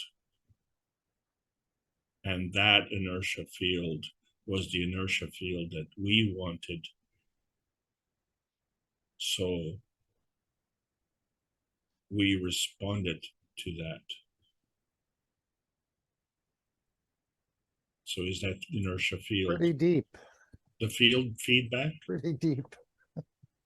Yeah, it's pretty deep, and we have to, you know, change our viewpoint, because we're driving our cars backwards. Okay, we are enamored with magic acts and, you know, cars that could go 300 miles an hour, where, you know, if we had cars that could travel as a plasma, you wouldn't even be able to have your first sip of beer, and the race would be over. There would be no Daytona 500. There'd be Daytona 5 milliseconds. Right, we don't seem to travel, we seem to arrive. Unless, of course, you're in a matter state craft, then I think you do travel. Yeah, and you know, being tourists, you know, you kind of defer, you know, the responsibility. I'm sure, you know, if you go to a resort, you don't go there and critique the resort owner and say, well, you know, I wanted to get away from the city, so I wanted something a little bit more rural. And then you say, oh yeah, but you don't have internet, and you don't have you know, electric stove. You know, we got a wood burner. Well, this is a resort. This is back to nature. This is, you know, a get away from it all. And now you're complaining. You know, you want to go camping, but you know, you want to take your servants with you. Kind of defeats the purpose of going camping, doesn't it? Yeah. Would anyone else like to come in? Raise a point, a question, an issue?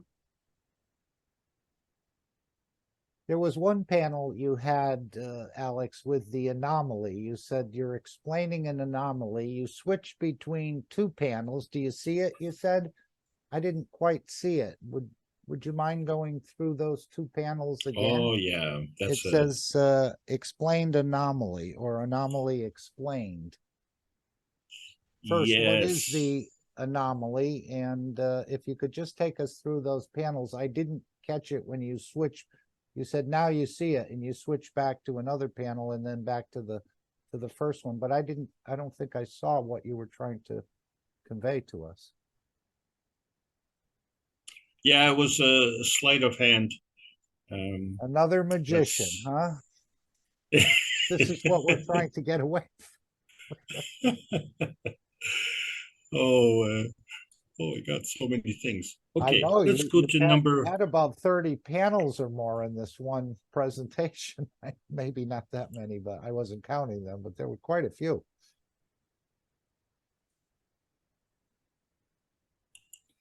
Yeah, let's go to number 48.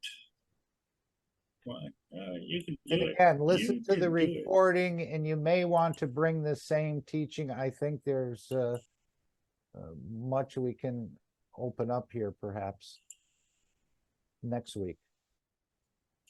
A second edition. There we go. When we say that the higher strength feeds the lower strength, it's all relative. So if we look at the mass and we say that, you know, in the physicality we're carbon 12, that means those isotopes, carbon 14 and carbon 16, would be of a higher strength. And the higher strength is gravitational. So the higher strength feeds the lower strength.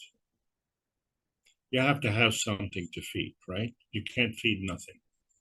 You can't feed nothing to nobody. You have to feed something to somebody. So it's gravitational, so it feeds it. So if we want to then go from the physical state back into the plasma state, then we also have to have the ability to feed. So really our physicality is the lowest energy state. But we have to feed to another lower energy state. And so the carbon 10 and carbon 8 becomes lower. But the thing is, in the physicality, when we look at elements, they are elementary. But when we look at GANs, it's always in combination. There is no such thing as a carbon GANs. It's a CO2 GANs. There's no such thing as a zinc GANs. It's a zinc oxide GANs. Right? So we can take GANSes and combine them. And then we can create something else. And we know from that point that the GANSes exchange energy. And so the GANSes have an affinity that is similar to water, or we could say that water has a similar affinity to GANSes in that it can give and take energy. Well, if it can give and take energy, that means it can give magnetically or it can take gravitationally. Well, how can they be one and the same thing? So it all has to be a relationship, but a relationship from a stable point. And so we find that that stable point, we see it as being the physical state. And yet from this physical state, we were born from another state. And then from this physical state, we created the cups of life.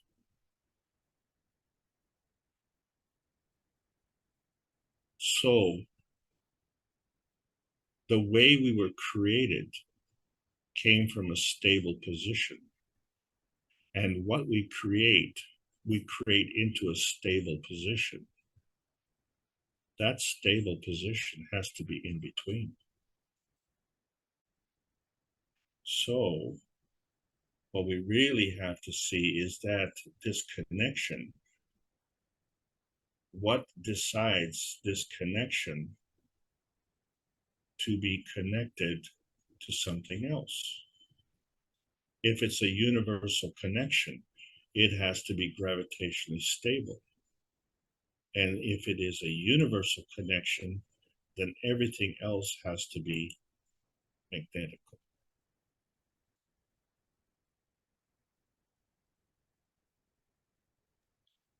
So the energy that is transferred from the carbon 14 is magnetical. That can go to any other state. And the physical manifestation then becomes magnetical. This we know because the Earth is gravitational. So if we didn't, we'd be walking on the ceiling. So we know that we have to be magnetical. So the anomaly was the carbon-14 connector, because it would only stand to reason that the carbon-16 is more gravitational. Why isn't that the connector?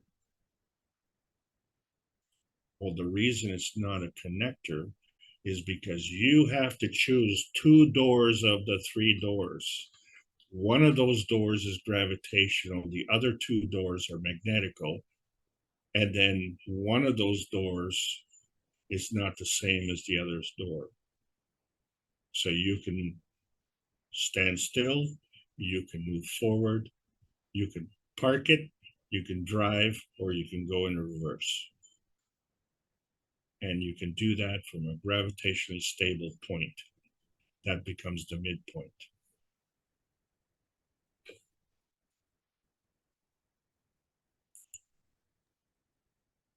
So when we look at the table of elements, they are very gravitationally stable. But in order to move them into a GANS production, they have to enlist the services of an intermediary. So it's either, carbon with oxygen or carbon with hydrogen. It's one or the other. And isn't it interesting that water is the universal solvent?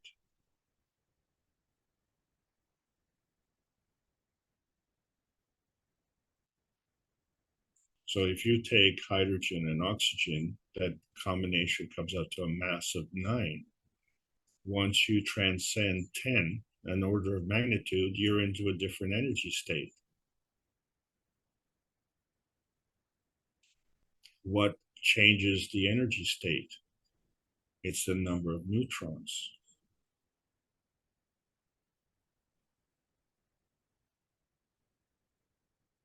So if you were to look at, for instance, on the list of copper, add more neutrons, you have silver. Add more neutrons, you have gold. So they become products of the same environment that created the copper, but by changing the field strength, you drew in more neutrons, and now you created the field of silver. So what the science is not understanding is that the initiator is not the periodic table of elements, it's the GANS. You can create anything from the GANS. From the GANS, we can create fields of the soul. And from the GANS, we can create fields of elements. So in other words, if you were to take the field of the GANS of copper and the GANS of zinc and combine them, and maybe just let's add the GANS of carbon, what do you get? Oh, amino acid. An amino acid is not on the periodic table of elements, is it? Because it's from the amino acids that we create the cells. And then it's from the cells that we create the physicality of the body. But the way we created the amino acid, which came from a star formation, means that if we want to manifest the physicality, we have to take that into account as well. And so what we fail to do is take into account our environment. So we would be in the form of the conformity of humanity as we know it in our man space, on Earth space, or an environment like Earth space. So if we can recreate this environment in any other place, we will manifest in humanity. But if we change the environment, it only stands to reason that we're going to change the field strength. And are we prepared for that? Try and look on the bright side. If I run into someone who has 4 arms, You know, am I going to run away from there and say, "Oh, look at that freak," or am I going to say, "Oh, well, you know, this person has more versatility"? You know, I really don't know. This is all foreign to me. It's like going to a foreign country where I don't know the language. How will I adapt? And one of the things that we have problems with is in our own country we have people of different colors, and we react violently to them. How are we going to react if we go into the universal community and we see people who are radically different from us? Are we going to react violently with them? Well, the question, first of all, is going to be at what field strength? Okay, because the initiator for the humanity manifests itself into a conformity that we have right now. But we know that we have crickets and cockroaches and cows and dogs and cucumbers and watermelons. And they likewise have manifested into this environment. How come they don't look like us? Because their initiator is different.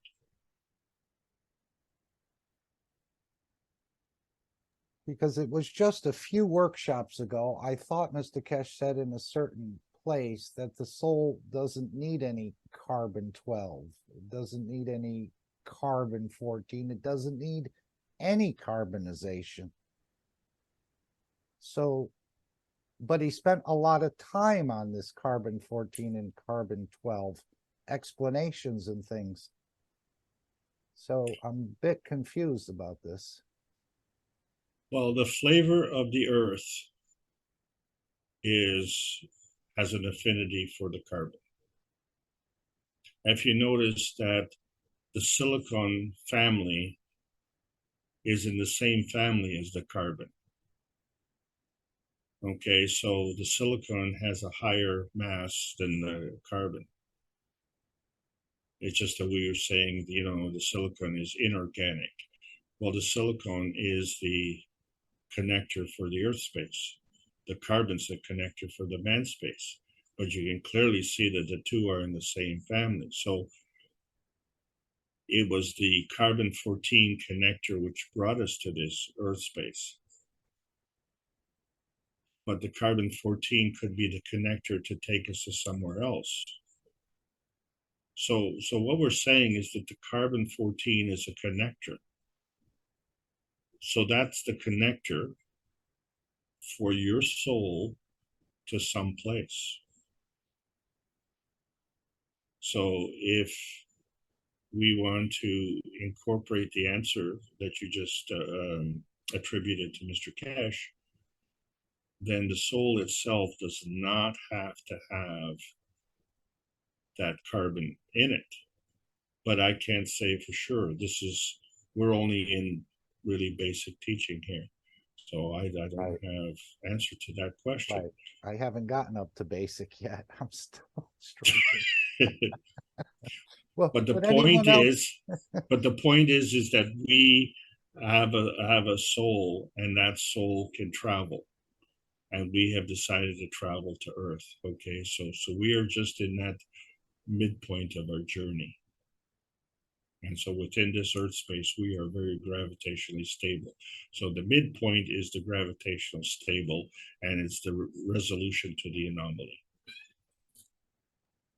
Okay, would anyone else like to help me talk back to the teacher? You're fully allowed here. Another point, I was reading in book 1, and they were giving some diagrams, again, second edition, but they were giving some diagrams about the inner core and the outer core and the magnetical field created. And the drawing indicated that the first field created was magnetical. Now, I was always thinking it would be gravitational because the gravitational is always stronger than the magnetical.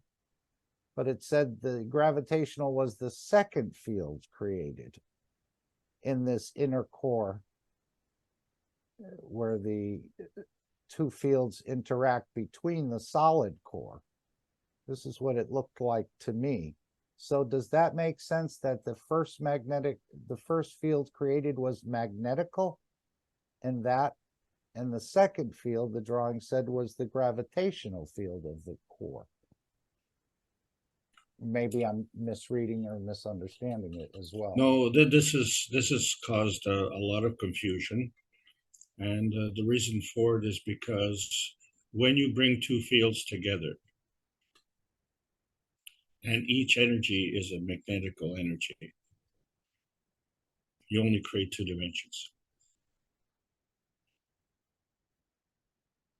You create the X and Y axis.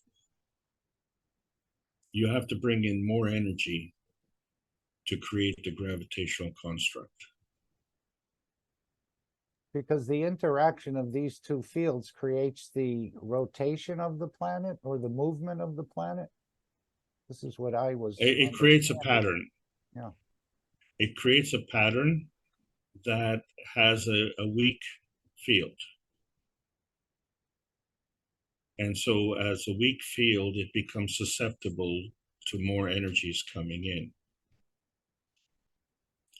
So this is such a really good question.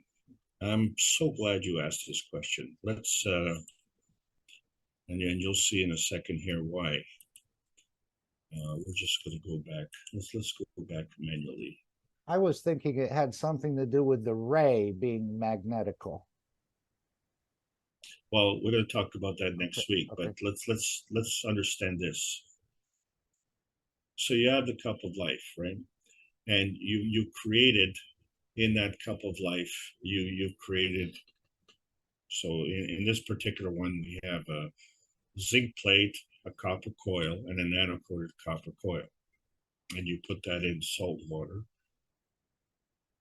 and made the appropriate connections. The first GANS gets created. Are we okay so far? Yep. Can you see that that is now changing the field strength? Yes. Mm-hmm. So that GANS that's created, that first GANS that's created, that little tiny, so tiny field, maybe you don't even see it, now has to be taken into account. And so the next GANS that's created, it's still the same GANS, but you understand it's not the same GANS. It's still the same one, Yeah. but it's a different one. Now that has to be taken into account as well. So the third GANS not only has to take in the basic elements that you made in the cup of life, but now has to take into consideration the product that you have created from the first GANS, plus the second GANS, plus the combination of those two. Because the first GANS and the second GANS now creates an inertia field. So the whole dynamic of the cup has changed. And so you say, well, how do I get, and let's say for sake of argument here, 6 different GANSes when I'm just trying to create the cup of emotion? You see, because the cup of emotion is the gravitationally stable thing that you're trying to create. And you create that in a GANS form. And then the cup of physicality is also stable, but it is also in a GANS form. And then when you take the cup of emotion along with the cup of physicality, 2 weak fields, right? Then you create the cup of soul. But the cup of the soul is a full 3-dimensional field manifestation. Yeah, I know he talked about the cup of life. He says it looks simple because we designed it that way, but it would take man quite a long time to fully understand all these interactions. It's almost like the ray interacting with itself, creating a field, and then that field interacts with the ray, and so on back again. So there's a lot of interactions going on in these cups. There you go. You answered the question. Beautiful. Yeah. A plus. There must be a big curve on this. How about somebody else coming in? Perhaps they have a question, or would you like to put a question in the chat? And we can take it from there.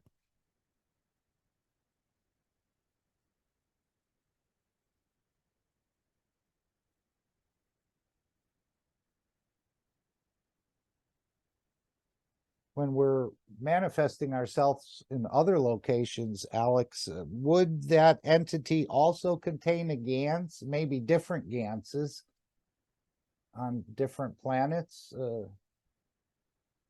Are all the entities have a certain type of Gans in them, or a Gans in itself? Except unless you're on the energy level, I'm talking about manifesting in the physicality on a certain location. Or Yes. The answer is a definitive yes. So it's not unique to this planet or the moon or Mars. Well, this is the real anomaly. You know, when you want to analyze the construct of a particular universal body, so let's just say, for argument's sake, you want to identify what is on Jupiter. You have to understand that the manifestation of the physicality of Jupiter is the same as the manifestation of the periodic table of elements on this planet. In other words, if it's hydrogen, it creates a field spectrum, an emission spectrum. And if it's hydrogen on Earth, it'll be hydrogen in Jupiter. And the reason for it is because Jupiter and Earth are part of the solar system. But then, if there's another planet, and he keeps talking about Zeus, and I don't know where that is, but hydrogen on It's Zeus. very close to where the creator lives. Indicated. Okay. So hydrogen on Zeus will be the same as hydrogen on Jupiter. Why? Because we're all part of the same creation, you see. So once you have an ability to see the radiance, the spectrum radiance of the element, then you can determine what the fingerprint is. Where we are deficient is that we only see the physical fingerprints. We're not seeing the plasma prints. But when we get into a somatoscope, we can actually see the impression, not the imprint, but the impression, and we can be assured of the accuracy of that impression. But then you look at, on the physical plane, we have made the somatoscope illegal. Well, if you have a device that can show you the truth and you're making that illegal, then it just goes to show you that when we're operating on the physical plane, we can get away with this type of thing. But obviously, if we follow the universal laws, you can't make that illegal because the somatoscope exists and the picture of that somatoscope exists, and the results that we get from it are true, verifiable, and repeatable. So if that's the case, then that is an example of the difference between the universal law and man-made law. And how does man-made law have the audacity to make something created from universal law to be illegal? So now we see the faults, failings, and weaknesses of our physical existence here.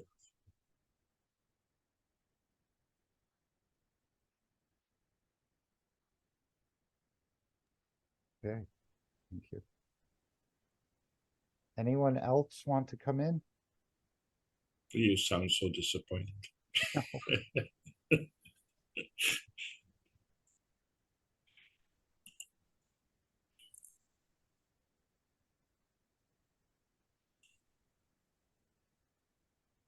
Well, we're not hearing anyone wanting to open their mics. And again, interesting that there's a vacuum outside of our magnetosphere of the Earth, but the Earth doesn't have any vacuum condition like the solar system, but yet we have that condition within us. Is that the same, you think, in the different creations around the universe, that they're also in a vacuum condition? Otherwise, we'd just be flat on the Earth, as I understand it, without that vacuum condition. Well, the reason we have this is because we are sharing the condition with Earth space, okay? And Earth space itself is in a vacuum. The space between here and the moon is in a vacuum condition. The space at the core of the Earth is a vacuum. The space at our core, in our brain, where the soul resides, is in a vacuum condition. Because of our relationship with the vacuum condition on the outside, we have a balance. If we were to create a vacuum condition inside Earth space, and I don't know if you've seen pictures where a bottle will actually collapse In the by vacuum, yeah, or a in a can, vacuum, yeah. or it can't, right? So there's no balance there. And this is the fallacy that we're seeing. It's because we don't see a balance there. We just assume that if we go into outer space, that instead of collapsing as a vacuum, we're going to explode, which is what we've seen in that movie, Total Recall, where Buddy there had to go into a vacuum condition to start up the generator. And so his eyes were bulging out of his head, and his head was going to explode. Well, it's not, because the body is already in a vacuum condition and is in balance. There was the question of whether you would suffocate. That's a totally different story. So the way we are constructed on here right now with respect to the respiration of our lungs, we would suffocate in an anaerobic condition. So now when we look at the advanced science, if we could travel into outer space, do we have to maintain that aerobic condition, or can we modify our lungs to the environment that we go through? And clearly the indication is that we would be able to do that. It's just that these are skills that we have to learn. We know it's possible because we see fish jumping out of water, we see flying fish, we see birds diving into the water, we see seals who can live underwater or above the water. So it's possible. It's just that we don't know how to do it. Okay, that's the difference. And the same thing as chameleons change color. So obviously we could change the color of our skin as well if we had the skill to do it. So you can't say it's not possible. All you can say is I don't know how to do that. So if we were going to go to another planet and want to live in that environment, you know, I don't have the knowledge to tell you how to do that. But what we are doing is on the process of advancing the technology. We're all in training. And this is the way life is. That's the whole purpose of life, is to learn about life. Okay, so we don't just stop learning when we exit our teenage years. We keep learning, and you know, I can honestly say that I learned more from the time that I was 40 years old than I learned in my first 40 years. And now I'm being stressed even more. I'm learning more and more. because the more I know, the more I find out that I don't know. Yeah. And so I have to keep learning, and I'm constantly being stressed on that basis. But that stress is annealing, and so what that does is it makes you stronger. So we shouldn't be afraid of that. But what it does is it exposes a responsibility, and a lot of people are afraid of that. They don't realize that they have an opportunity to make a choice, and they need to make that choice, because it's not that you have to make a choice, it's that you have to emphasize that you've already made a choice and stand by your choice. You don't have to make a new choice. You already chose to come here. You're here. Hello. It's like you know, you go to India and someone asks you, well, why did you come here? And you say, I don't know. Well, that's pretty stupid. Why didn't you go to France then? You know, it just it shows your ignorance, and it's something that we have to understand that we already made a choice.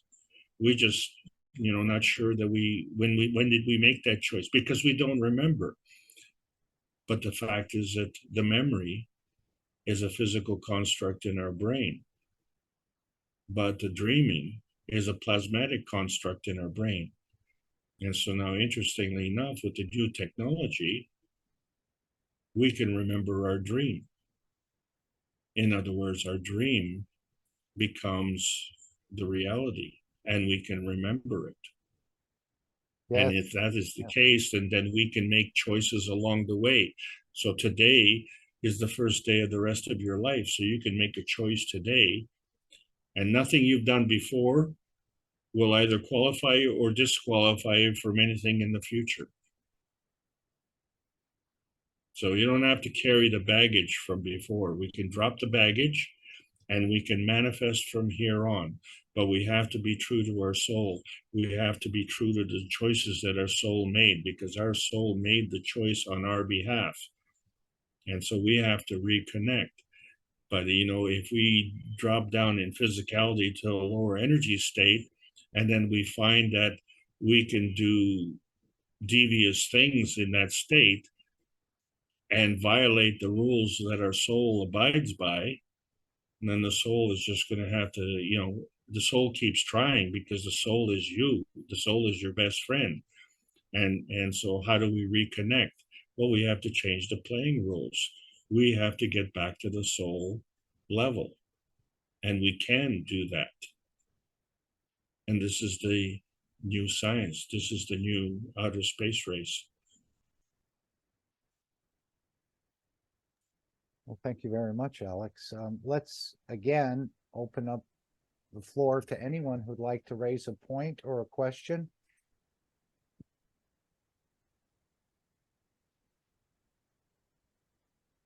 I'd like to thank you, Alex, for joining us consistently and never missing, and putting together beautiful presentations. I may not get it all, but I think the soul has taken in more than my physicality realizes. So thank you. And I think that applies to all of us. Well, I want to thank you for leading us here. And I want to thank all the participants for allowing me to continue to carry on with this, and for supporting this effort, and to understand that we're all in the same journey. So this is not an individual effort. We're all part of the same team. We're all part of the family of humanity, and our existence isn't just limited to Earth space. So we need to change and increase our schemes and our awareness, and to put forward the solutions and make them manifest, so that we can bring peace and harmony to this planet. And that's our ticket to the rest of the universe. So thank you all very much. I'm going to withdraw in the background. Mark, thank you so much. Right. And it's not only freedom to move on this planet, it'll be freedom to move across the universe. So thank you very much again, Alex, for your time. I'm going to share the screen just to remind everyone and I'm sure we're all aware, but these are the two offerings coming up. This one is at the end of this month on the 30th, Elevating the Soul of the Abusers. The pattern of child abuse has to be stopped. You will see the effects of it. In less than 3 months, you elevated the soul of the world leaders to understand the beginning of the world peace and change of technology has started. Join us again for the next step of ending child abuse by signing up for the June session.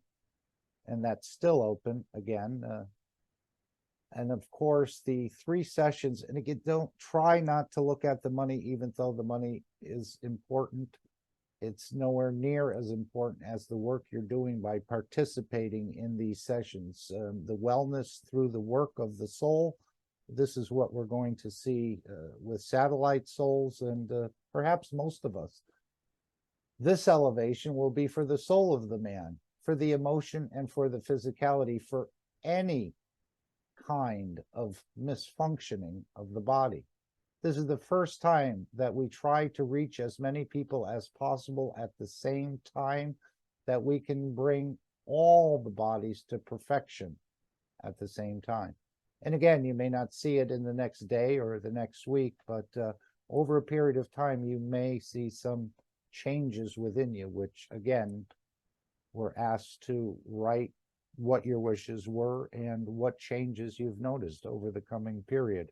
But we've started to see the changes in the world leaders, and we're seeing a little hint of the changes of the abusers as well. We saw a major report in the Wall Street Journal and other locations about Instagram, and they're promoting, or not actually promoting, but allowing a platform to be used in this sort of manner for child abuse. And so I think there'll be some correction in that area. But now it's the abusers again. And this is at the end of June, and then the 3 sessions in July. I'm going to play the Marius's flight unit, which was in recognition of the June 6, 2022 flight to the moon. And again, they didn't go to the moon physically. They went in the dimension of energy, as I understand.